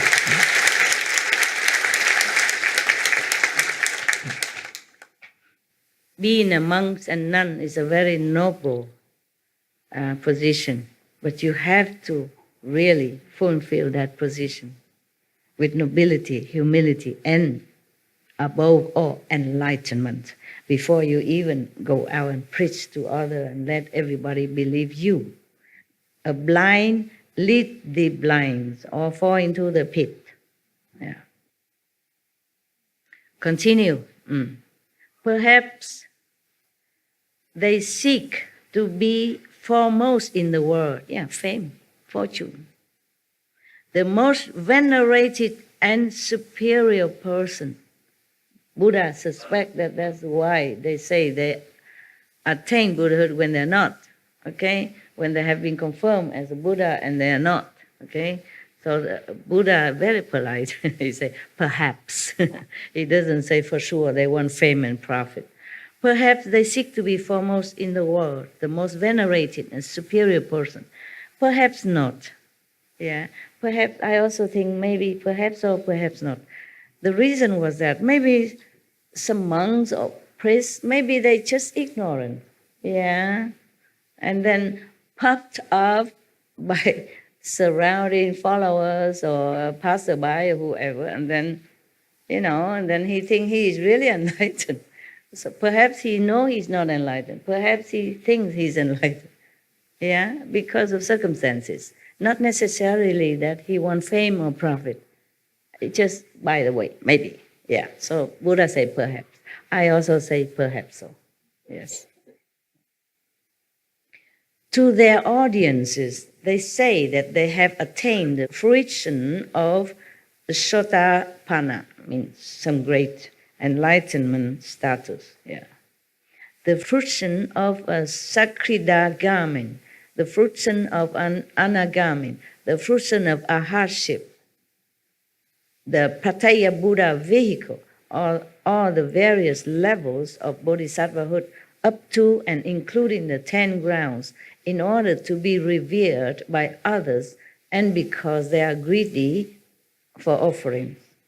Buddha say perhaps, or this reason that some people claim that they have become Pattaya Buddha or they have become such and such bodhisattva or just one time only return and never come back again, etc., etc., at different levels. And they want offering from the people, greedy offering. Because some believers, they offer anything. So that's all the reason the Buddha suspect why somebody proclaimed that they have attained this and that when they have not, okay? Now the Buddha continued. These Ichantikas, meaning the great liars, Ichantika is a Sanskrit term for such kind of people who lie about enlightenment and their saintly status. That's Ichantikas, yeah? Not normal liars. These are Ichantikas, mean greatest liar, the worst liars, yeah. These Ichantikas destroy the seeds of Buddhahood just as surely as a thala tree is destroyed if it is chopped down.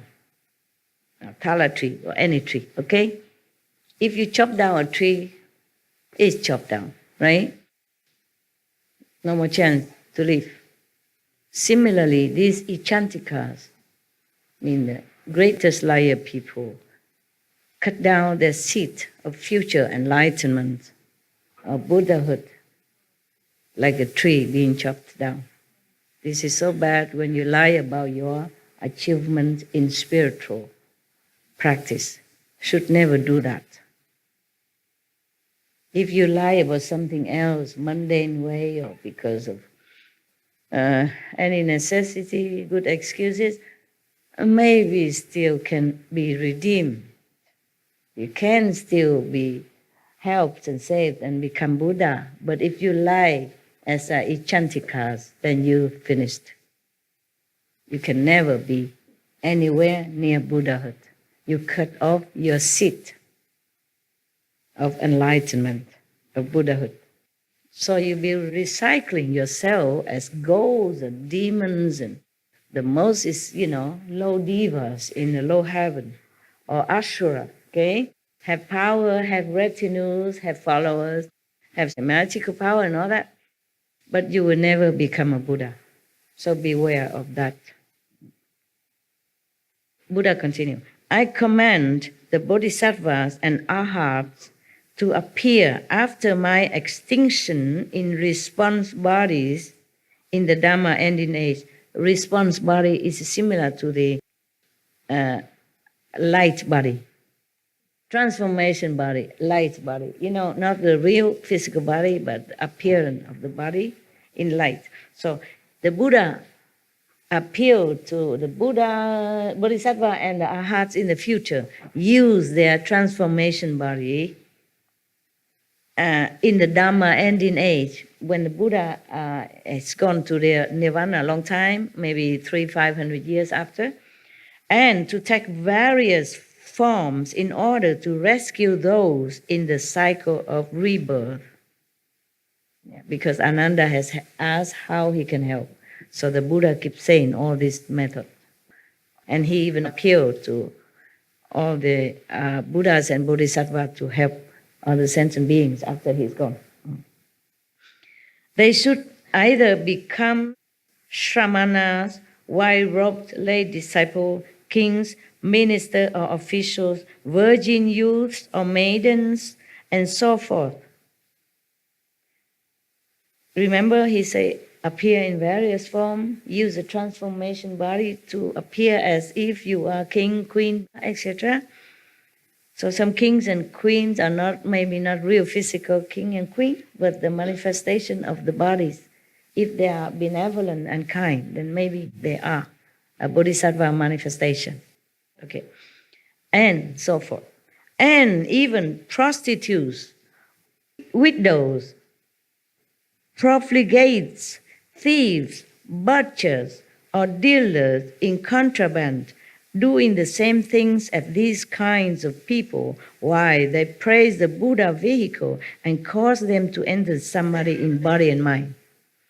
So the Buddha requests all the future monks, nuns, bodhisattva, saints, to please use their power of transformation to appear in different fields of life, in different jobs, in different positions, even as prostitutes, as butchers, to doing the same job with them.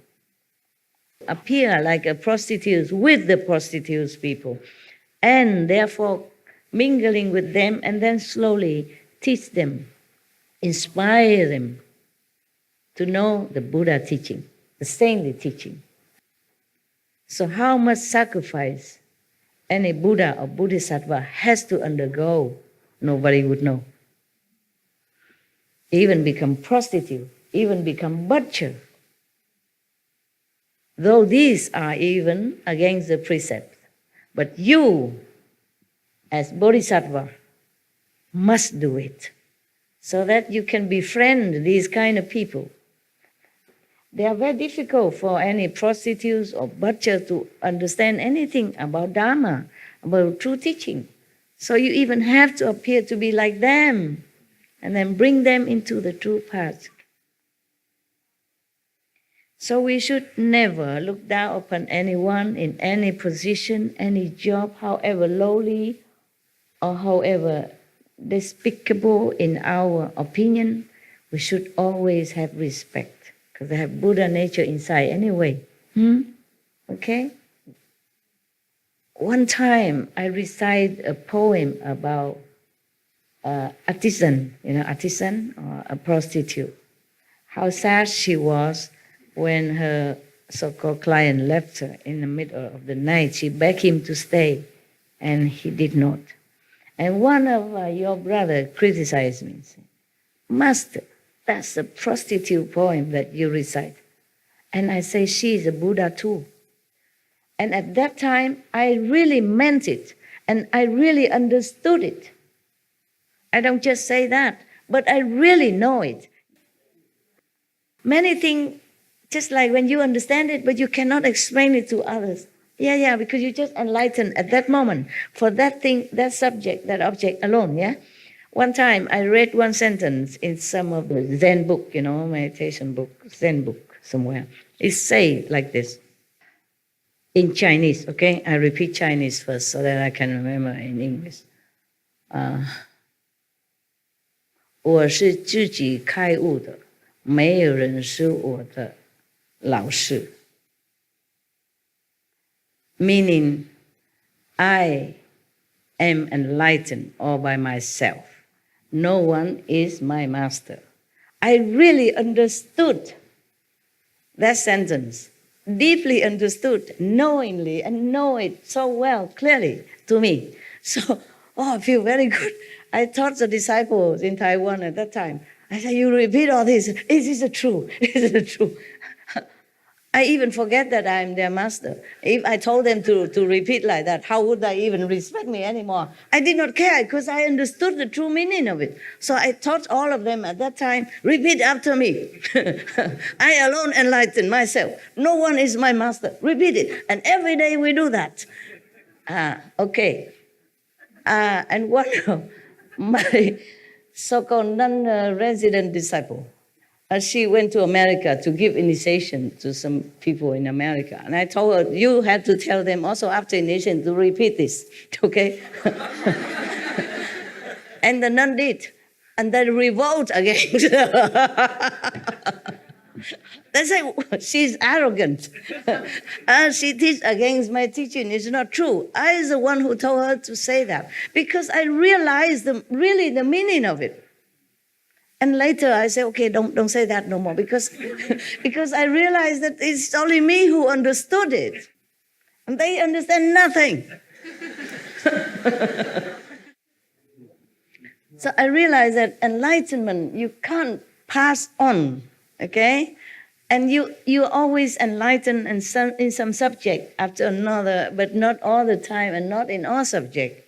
But when you understand one thing, that is yours.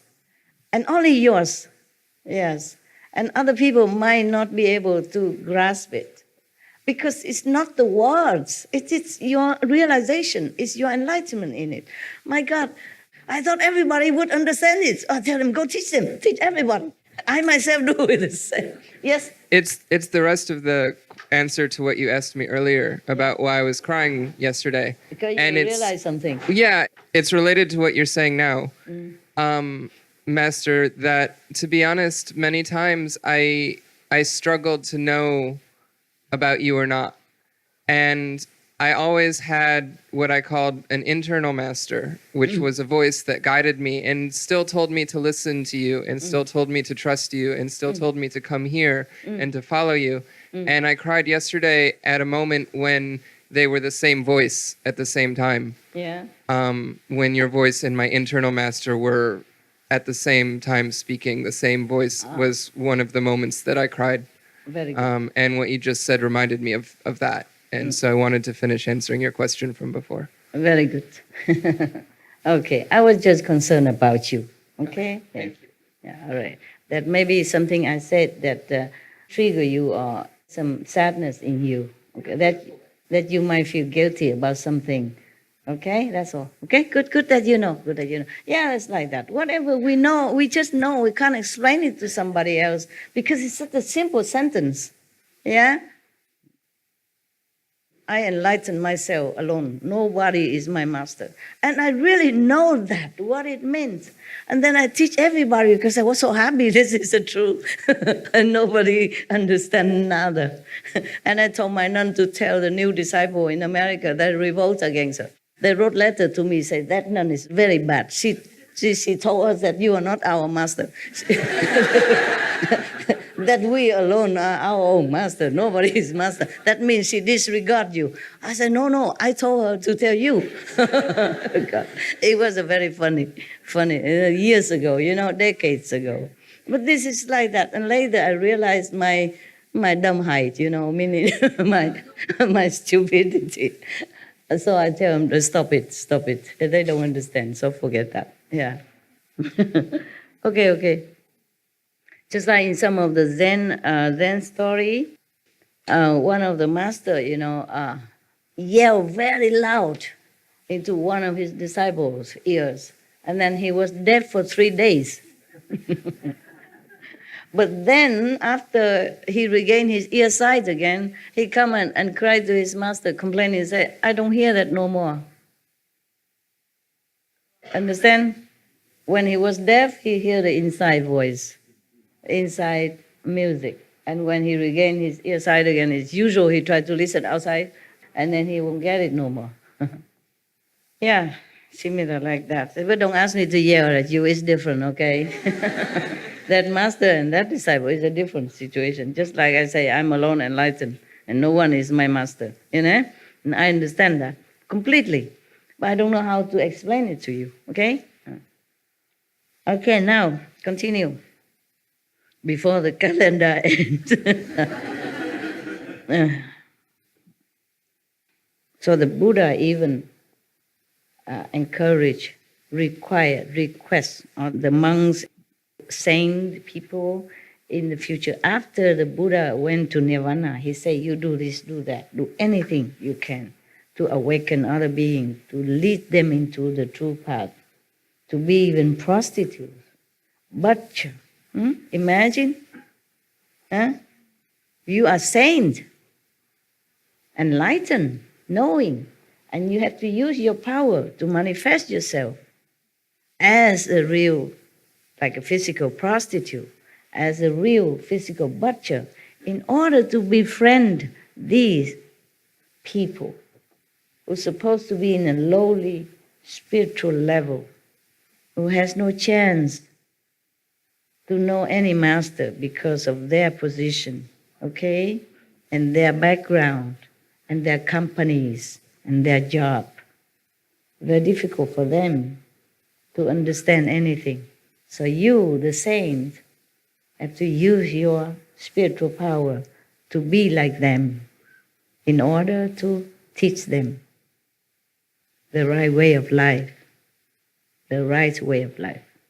Even Jesus say he forgave the prostitute, meaning he probably gave her initiation, and even his disciple roar at him, criticize him. Give her initiation, and then people, his disciple, criticize him. So only enlightened masters are non-judgmental, okay? So tolerant, so loving, and so kind.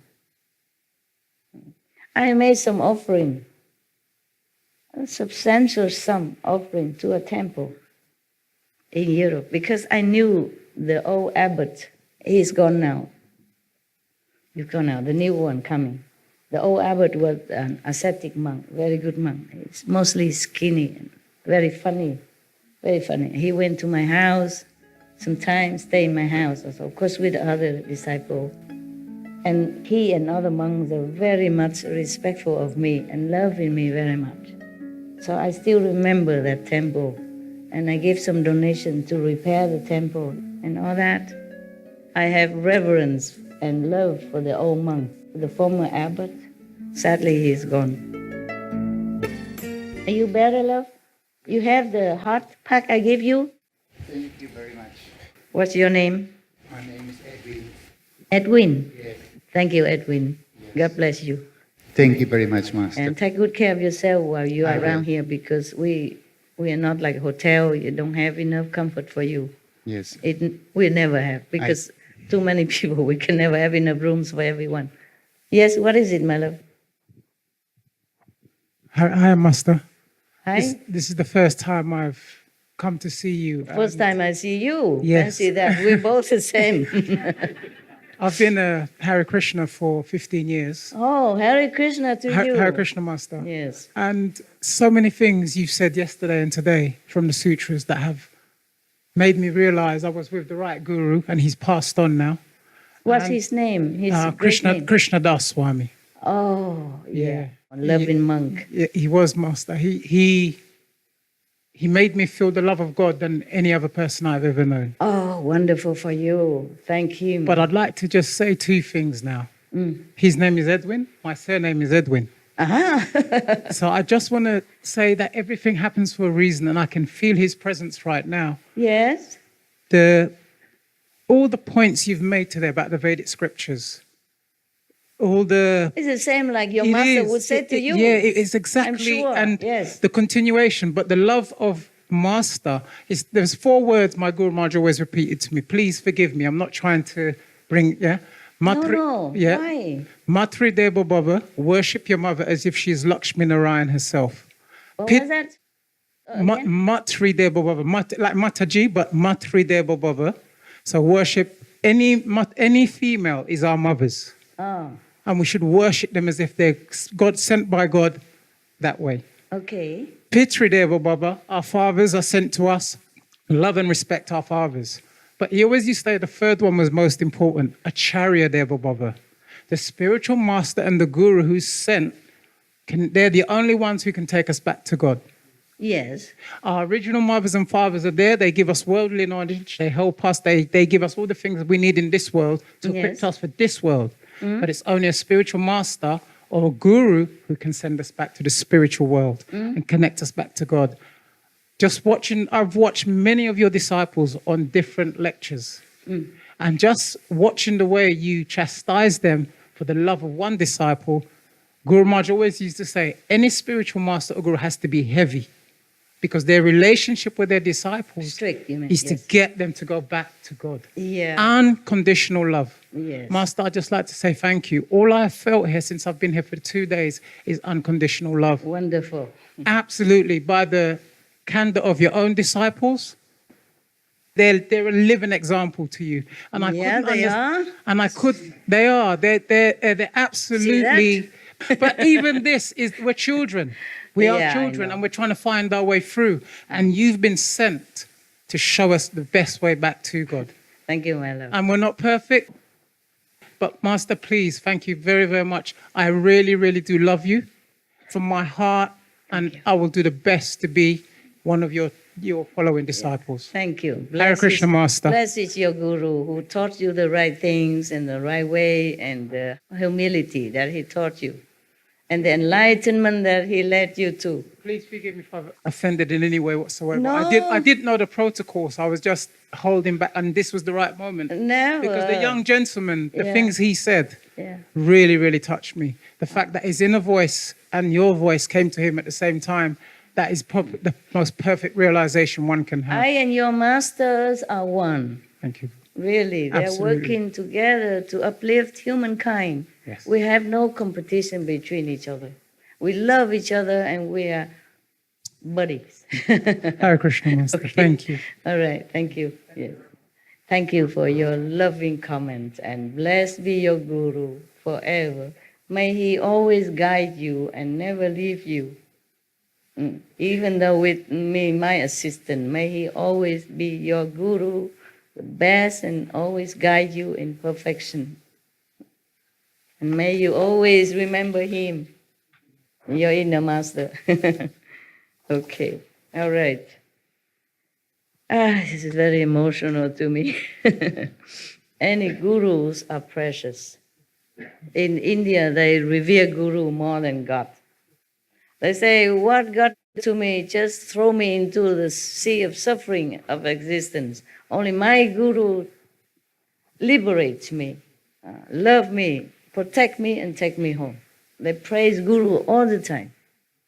Please forgive me again. I don't mean to interrupt, but there was what you said about because I've followed martial arts all my life. So when you said that about these things, the Shaolin monks have this, Yes. the candles burnt upon their head as a self-sacrifice, that they will do the best they can for mankind. Yes. Even what they're learning is to serve their nation, to serve their community. Yeah. So when I heard you say that, after all this time, It was such an enlightening thing to understand why these three. Ah, It was really, really yeah. wonderful. I never mentioned it before. Yeah, and having come here, Yeah.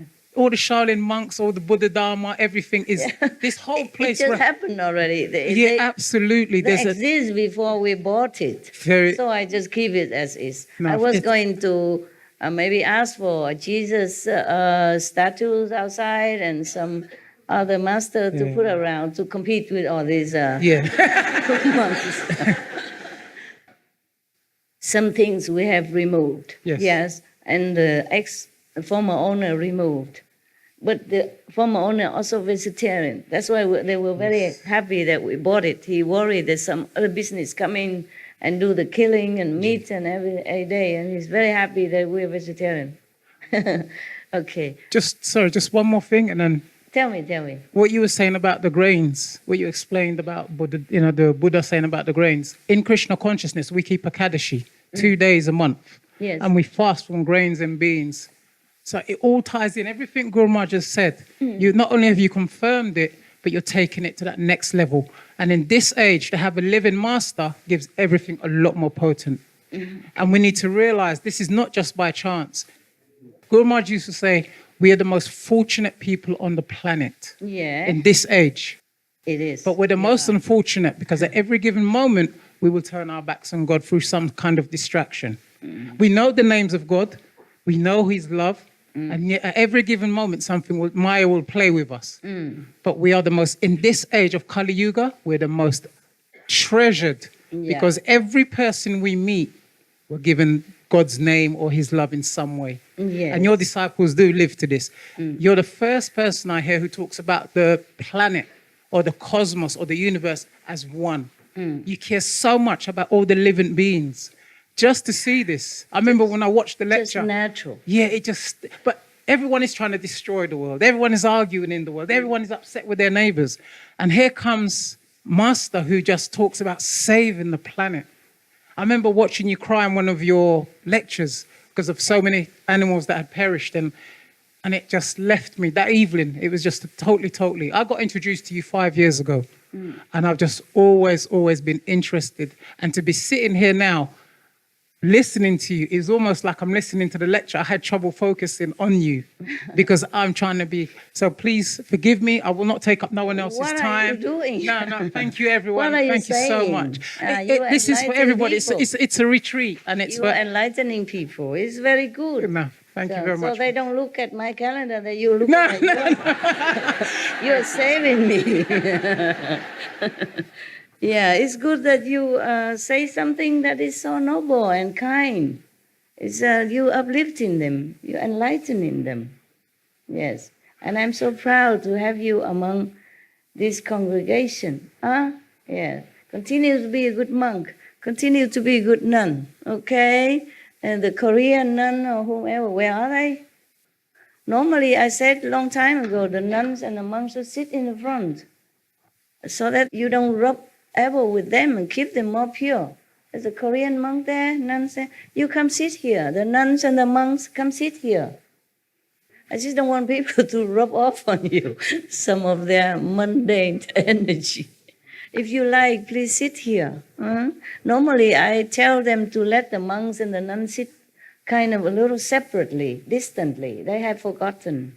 And I can't keep saying that every day, you know. No matter if you think you're equal to them or not, you're monks and nuns and you deserve more respect and distance, okay? So you feel like you're still at home. When you go out and preach and then you mingle with people, it's different. Here, come here, sit. Yeah. If you like to there, it's fine. And the Hindu nun, you stay there, okay, you sit. Kamsahamnida. That's all I know. Anasio. And Hindi, I don't know much. Only Bahut Acha. Bahut Acha. Bahanji. Sister, great sister. Ji is mean great, okay? So if you don't know any other Hindi, you just say, Namaste Ji, then it's fine. People know you respect. Okay, can I continue now? You have any more? Oh. So your calendar is very short. I was happy that he took over some of my calendar. But now he stopped. Be feel free, okay, to speak anything you want. You also? Okay. Good, wonderful. I can forget my calendar for now. I just Tell me. one question on the Yes. poem that you were talking about that was you were reciting. That you said that you knew she was a Buddha. That poem. The poem. Yes, you said you knew she was a Buddha or something. Yes, yes.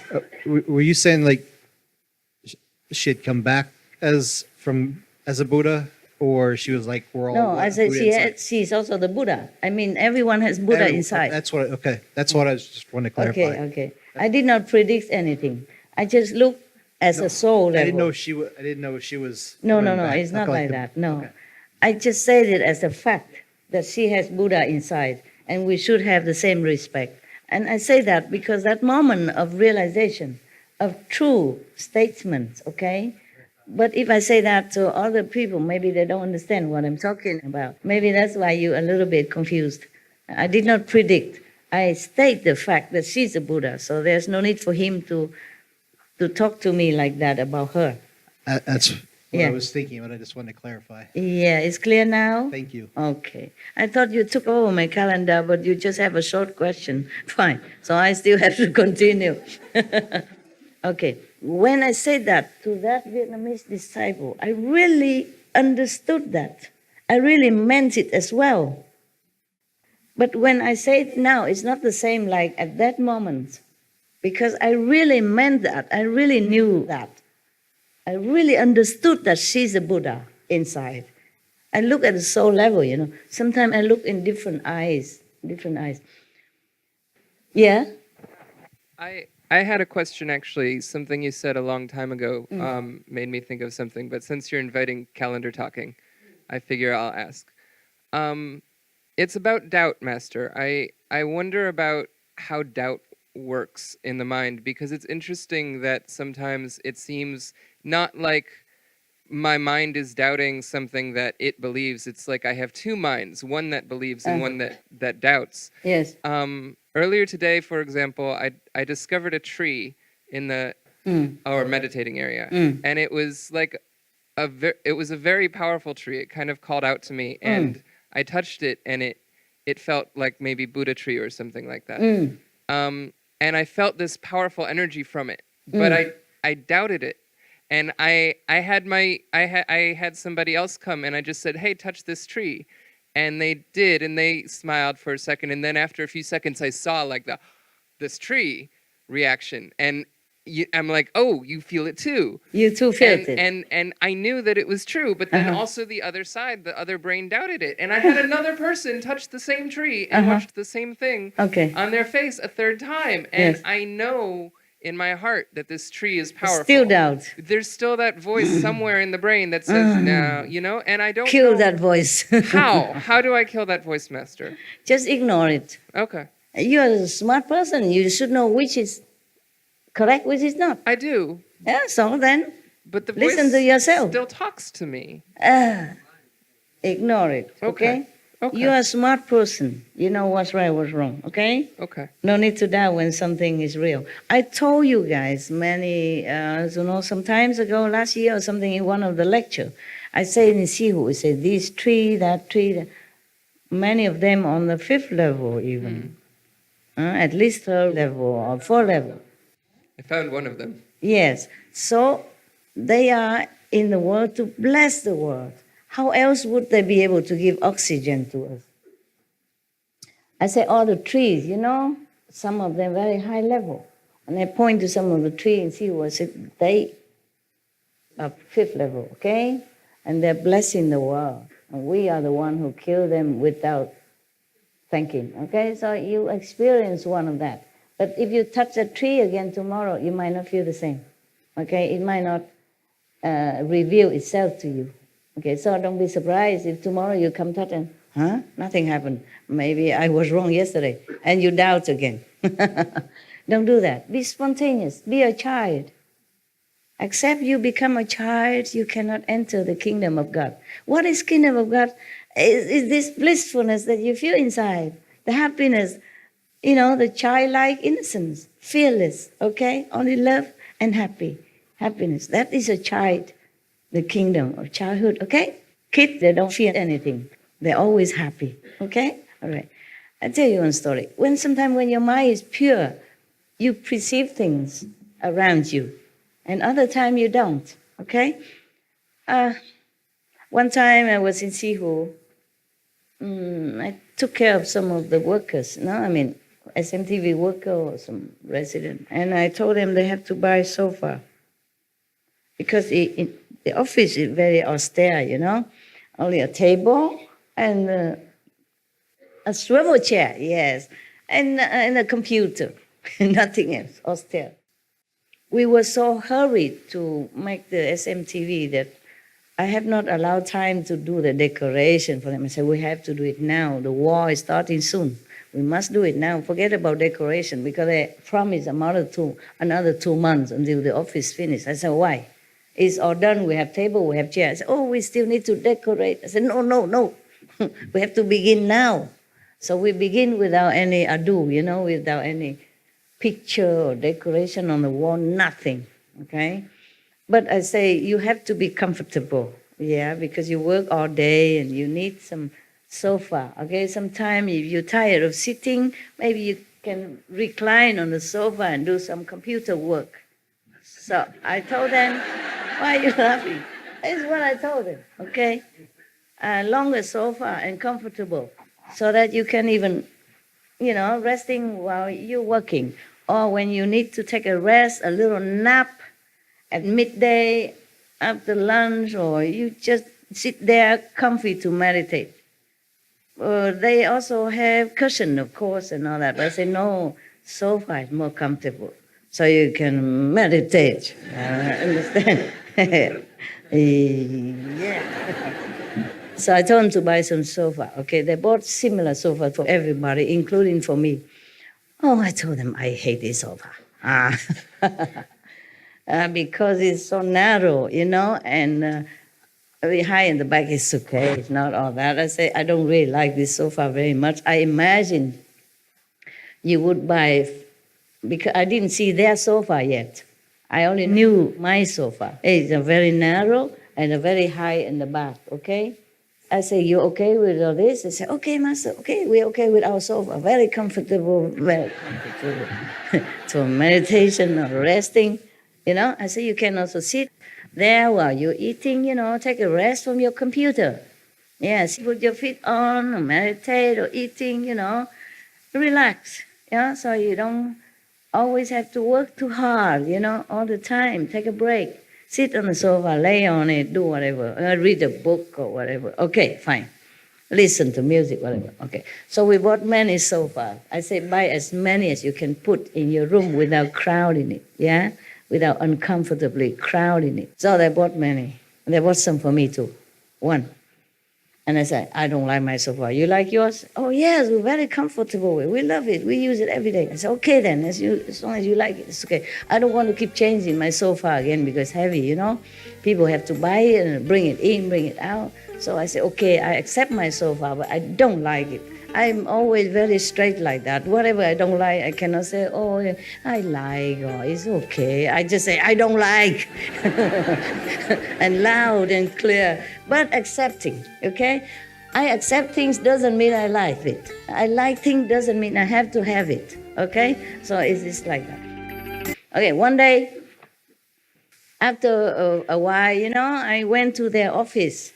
And I want to see what they're working, if anything I could do to help to make them more comfortable, okay? Oh, they have good kitchen at that time. Big refrigerator. A good sink, everything brand new, everything okay, comfortable. Not luxury, but comfortable. I said, oh, I like your kitchen. I will move in here, man. I say that. And then I go to see their sofa. And I say, wow, this is exactly the sofa I want you to have. Bright color, whitish color, and white with the curving a little bit back. It's like a reclining sofa, but very big, white, leather-like, but it's not leather, okay? Look very luxury and comfortable, inviting and big. You can sleep on it all day. So, wow, this is what I want. How come you don't buy me this kind of thing? And they told me, Master, you had the same sofa. I said, what? No, it's not the same. Mine is green color, and the back is high and the front is narrow. This is luxury, you know, big, long, reclining, look like a royalty. And they're all very dumbfounded. Master, you had exactly the same. I said, all right, okay, never mind. I don't mind. Whatever, okay, as long as you're comfortable, at least you're comfortable. And I keep wondering about it, why they lie to me. I know my sofa. It's not like that sofa. I know it. And later I keep calling one after another. I say, tell me what kind of sofa you have there. Just tell me, just between you and me. Master, you know it. It's the same in your office. I say, no, I want the truth. I say, Master, I swear to God, it's the truth. Okay. I say, they are not very honest to me. I say nothing. I ask the other guy, describe to me the sofa that I saw the other day. That I look in front of it and I say, it's a beautiful sofa. Describe it to me in color, detail, how big, how long, detail, color, what kind of color. And they told me exactly the same. Exactly the same like the other guy. It's greenish, you know. I say, is it big in the front? No, it's okay, about this big. That's the same like my sofa. How about behind? It's like this high, the same as my sofa. No, not again. I told you, tell me the truth. I just want to know why you told me it's the same as my sofa. But it's not the same at all. Why would I praise the sofa when I don't like it? You know? If I don't like my sofa, why I praise the same one in your office? You know I'm very straight and honest. I never say things that is not true. No, Master, it's the same one. 3, 4 of them, and all of them tell me the same thing. Oh, I was very frustrated. So I said, okay, tell me, is there another sofa somewhere that has been moved? Maybe before I was in your office, now it moved somewhere without you guys knowing. No, Master, he's always been here. It never has any other sofa anywhere else in the whole ashram. I said, how about in International Garden? Is it the same? It's similar, Master, just different color. I said, what color? I said, greenish also. I can't believe it. And then they know each other. They say, yeah, Master, stand in front of that sofa and praise it. So she loved that style and that sofa. It's not. Just my eyes see different. It's the same sofa. Exactly the same. They buy many and they give me one. And they have 6, for example, like that. But I saw that day is completely different. It's the ideal sofa that I wanted them to have. What I wanted them to have in my mind is exactly the same as what I saw that day, but it doesn't exist at all anywhere in the ashram. Nobody ever bought it. Nobody ever saw it. It's not anywhere. I asked the whole ashram, everybody. Nobody saw anything like what I said. So you understand what I'm saying? I think so. Yeah? I'm enjoying the story either way. Okay. You don't believe me? You ask some of the SMTV people. Yeah, the story is still circulating somewhere, but they probably think I'm cuckoo, you know? How can I explain that? I said, really? It cannot be optical illusion because the color is all different. The size is different. The style is very royal-like, you know, beautiful, reclining kind of sofa in your, beautiful mansion somewhere. White color instead of green. How can you see green into white? I'm not colorblind. I saw all the color. This is pink, okay? This is creamy color. This is deeper pink. And this is yellow, lemon yellow, for example. I know all the color. This is purplish, okay? This is deep purple. This is green. I'm not colorblind. I passed my driving license. It's apple red. Green. White. Mauve color. They call it mauve, something like that. Skin color, okay? Kind of. I'm not colorblind. How can a green sofa appear into white, sleek, and shining leather-like, but it's not leather, very inviting, very comfortable, like you could stay there, sleep all day. And that's the sofa I wanted them to have. I told them to buy that kind of sofa. So I thought they bought it until I saw the difference. Until now, I still can't figure it out.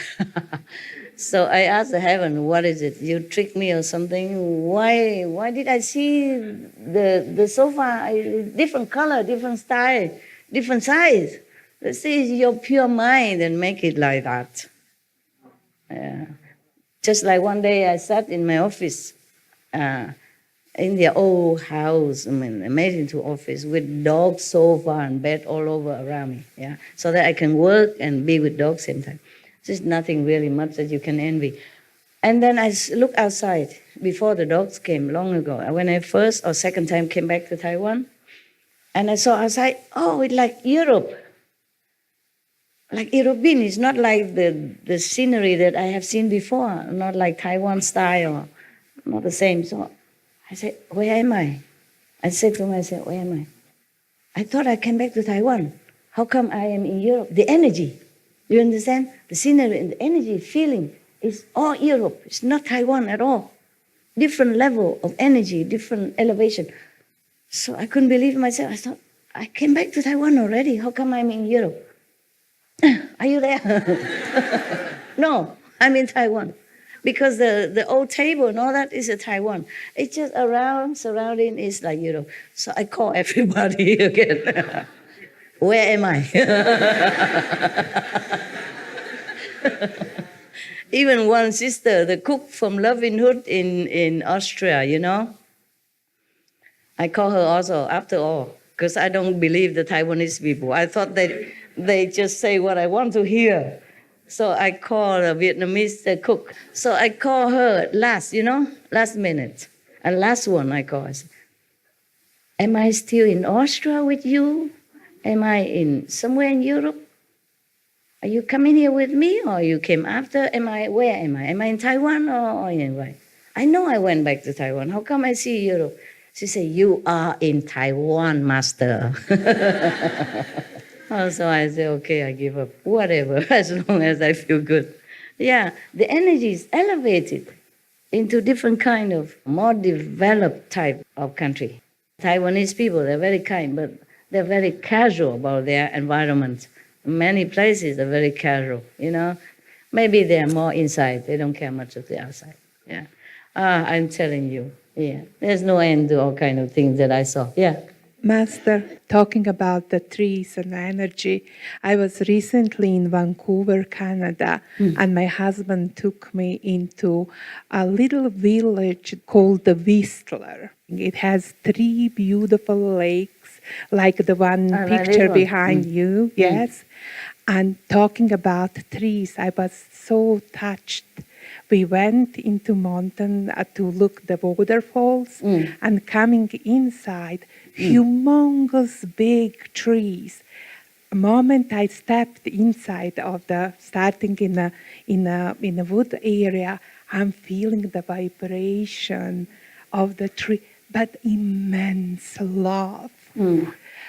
I start crying, and my husband was in front of me. He looked back and he said, what happened? I said, I just felt the love from the trees. Forest, yes. I was just going and touching them and sending the love back to them. It was so touching that the energy of love and the vibration, so beautiful, pure love, giving. They are giving us love. That's so true. That's beautiful. True. That is true when you can experience that. This is true like that.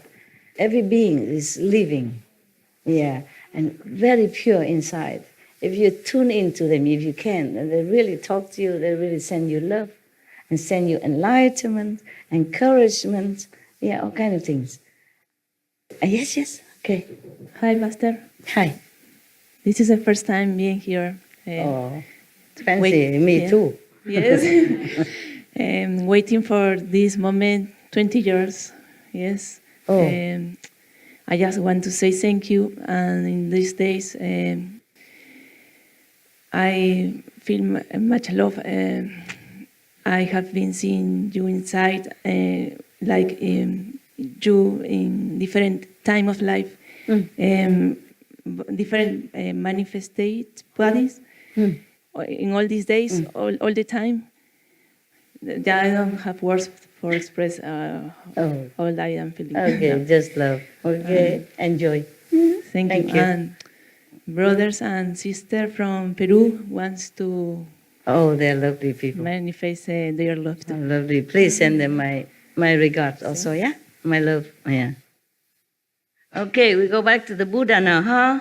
Okay, the Buddha said that people should not be lying, should not tell lies.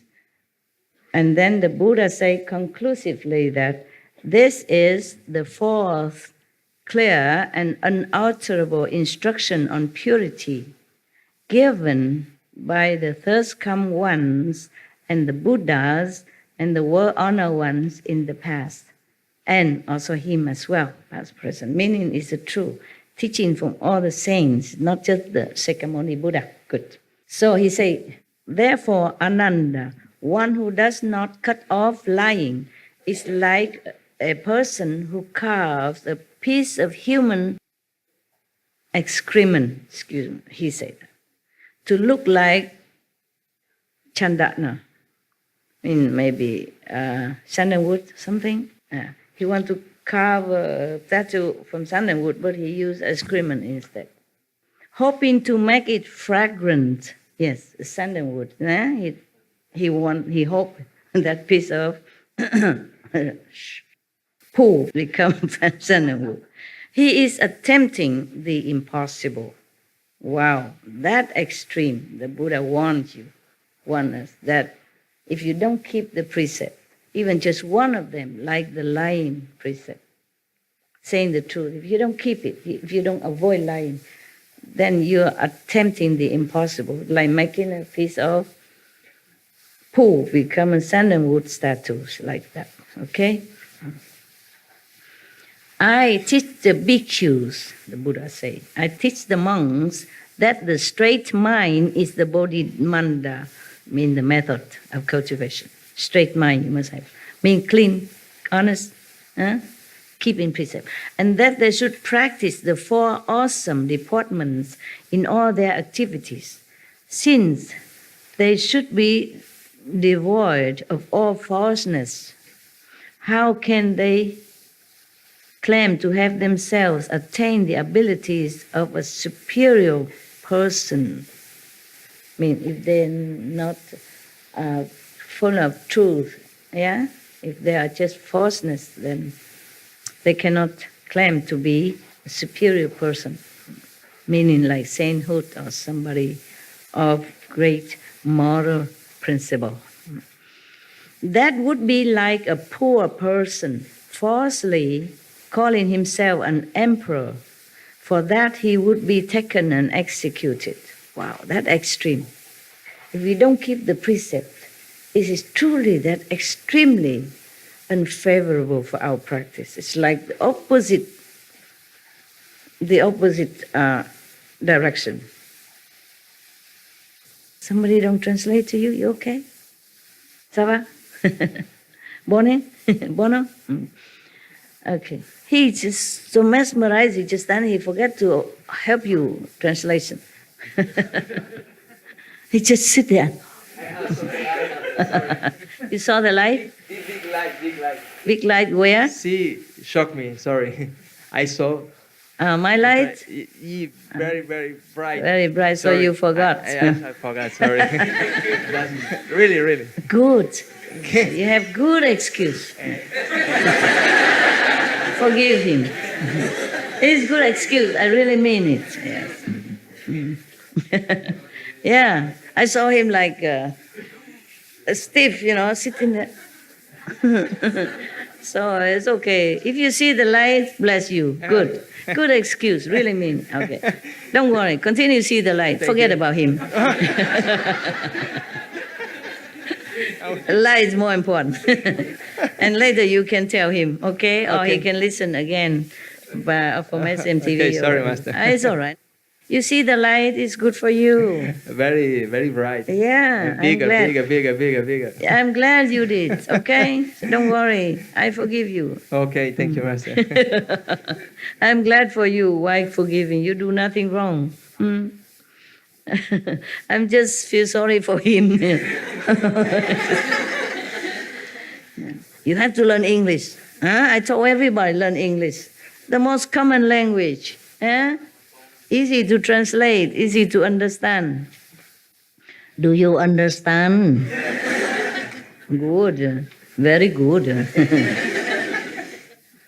Okay, so the Buddha say if we don't keep the precepts, the moral principle, okay, by avoiding tell lie, by being honest, by being compassionate, no killing, no eating meat, by being pure, yeah, in body and mind, then if we practice, it's as if we falsely claim that we are the king and we will be chop head. That extreme, that dramatic. That's what the Buddha wants to really, really tell us. It is really important to keep precept. He went into all these extreme examples to make us really understand and believe what he's saying. The Buddha don't tell lie, okay? He would never. What for? He's a monk, okay? He don't tell lie. He has no reason to. He has no reason. If you keep a precept or not keep a precept, would the Buddha become any better? Huh? For himself? Benefit him in any way? Make him fatter, more handsome, more worship? No? Yes or no? No. So he has no reason to tell his monks any lie at all. So he told the truth. Yeah. Even then he went to all the extreme parable examples, so that really they have to know this is very, very, very important to keep the moral standard. Huh? Okay. My humble opinion. Okay.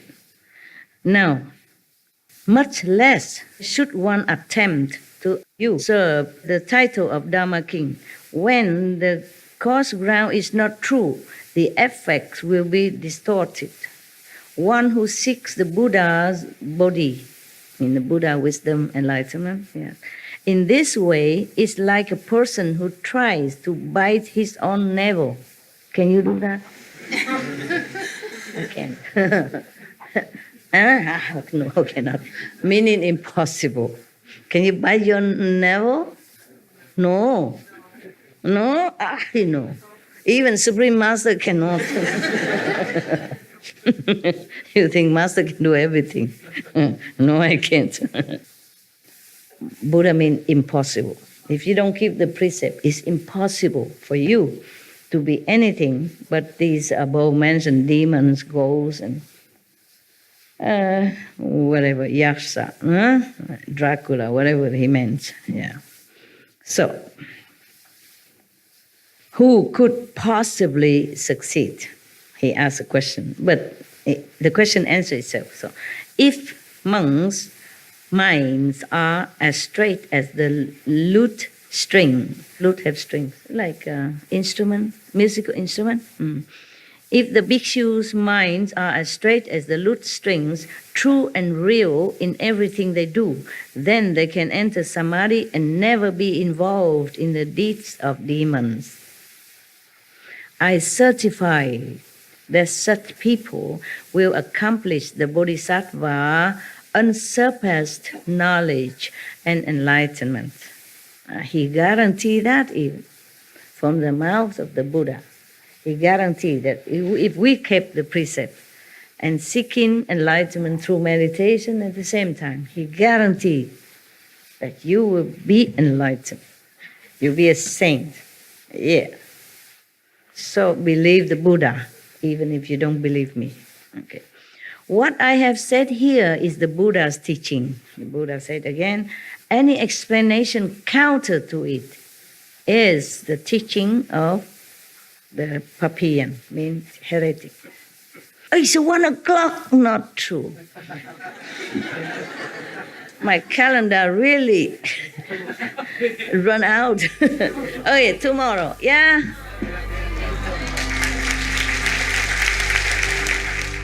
We should really thank the past masters, monks and nuns and scholars who have taken time to record the Buddha's teaching after the master's nirvana, and also for the past and present persons, lay or monks or nuns who have really dedicated themselves, sacrificed their time and precious health or under any difficult situation to translate this so that I can read it to you. And we have to thank them.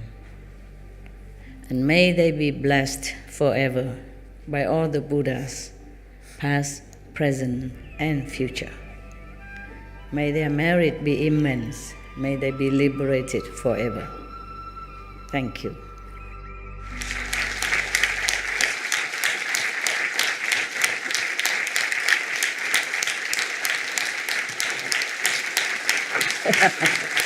Okay, curtain call long enough. Thank you.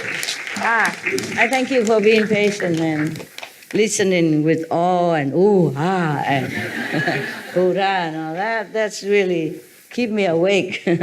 Thank you, Yeah, for understanding, and thank you for being good. I don't know if I can finish. I don't know if I can finish what I promised you during this retreat, but we all try. Okay, Amrita Bapu.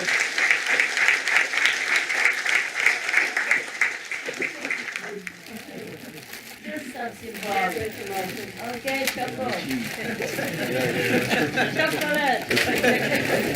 No flake.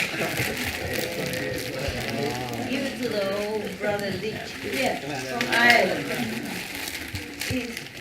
I have so much respect and regard for you guys. So high in age and uncomfortable, still go all the way here to sit on the floor. God bless you. God bless you. God bless you. Yeah. Surely God will bless you.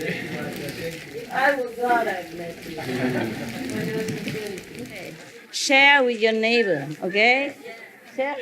Sharing is a virtue, right?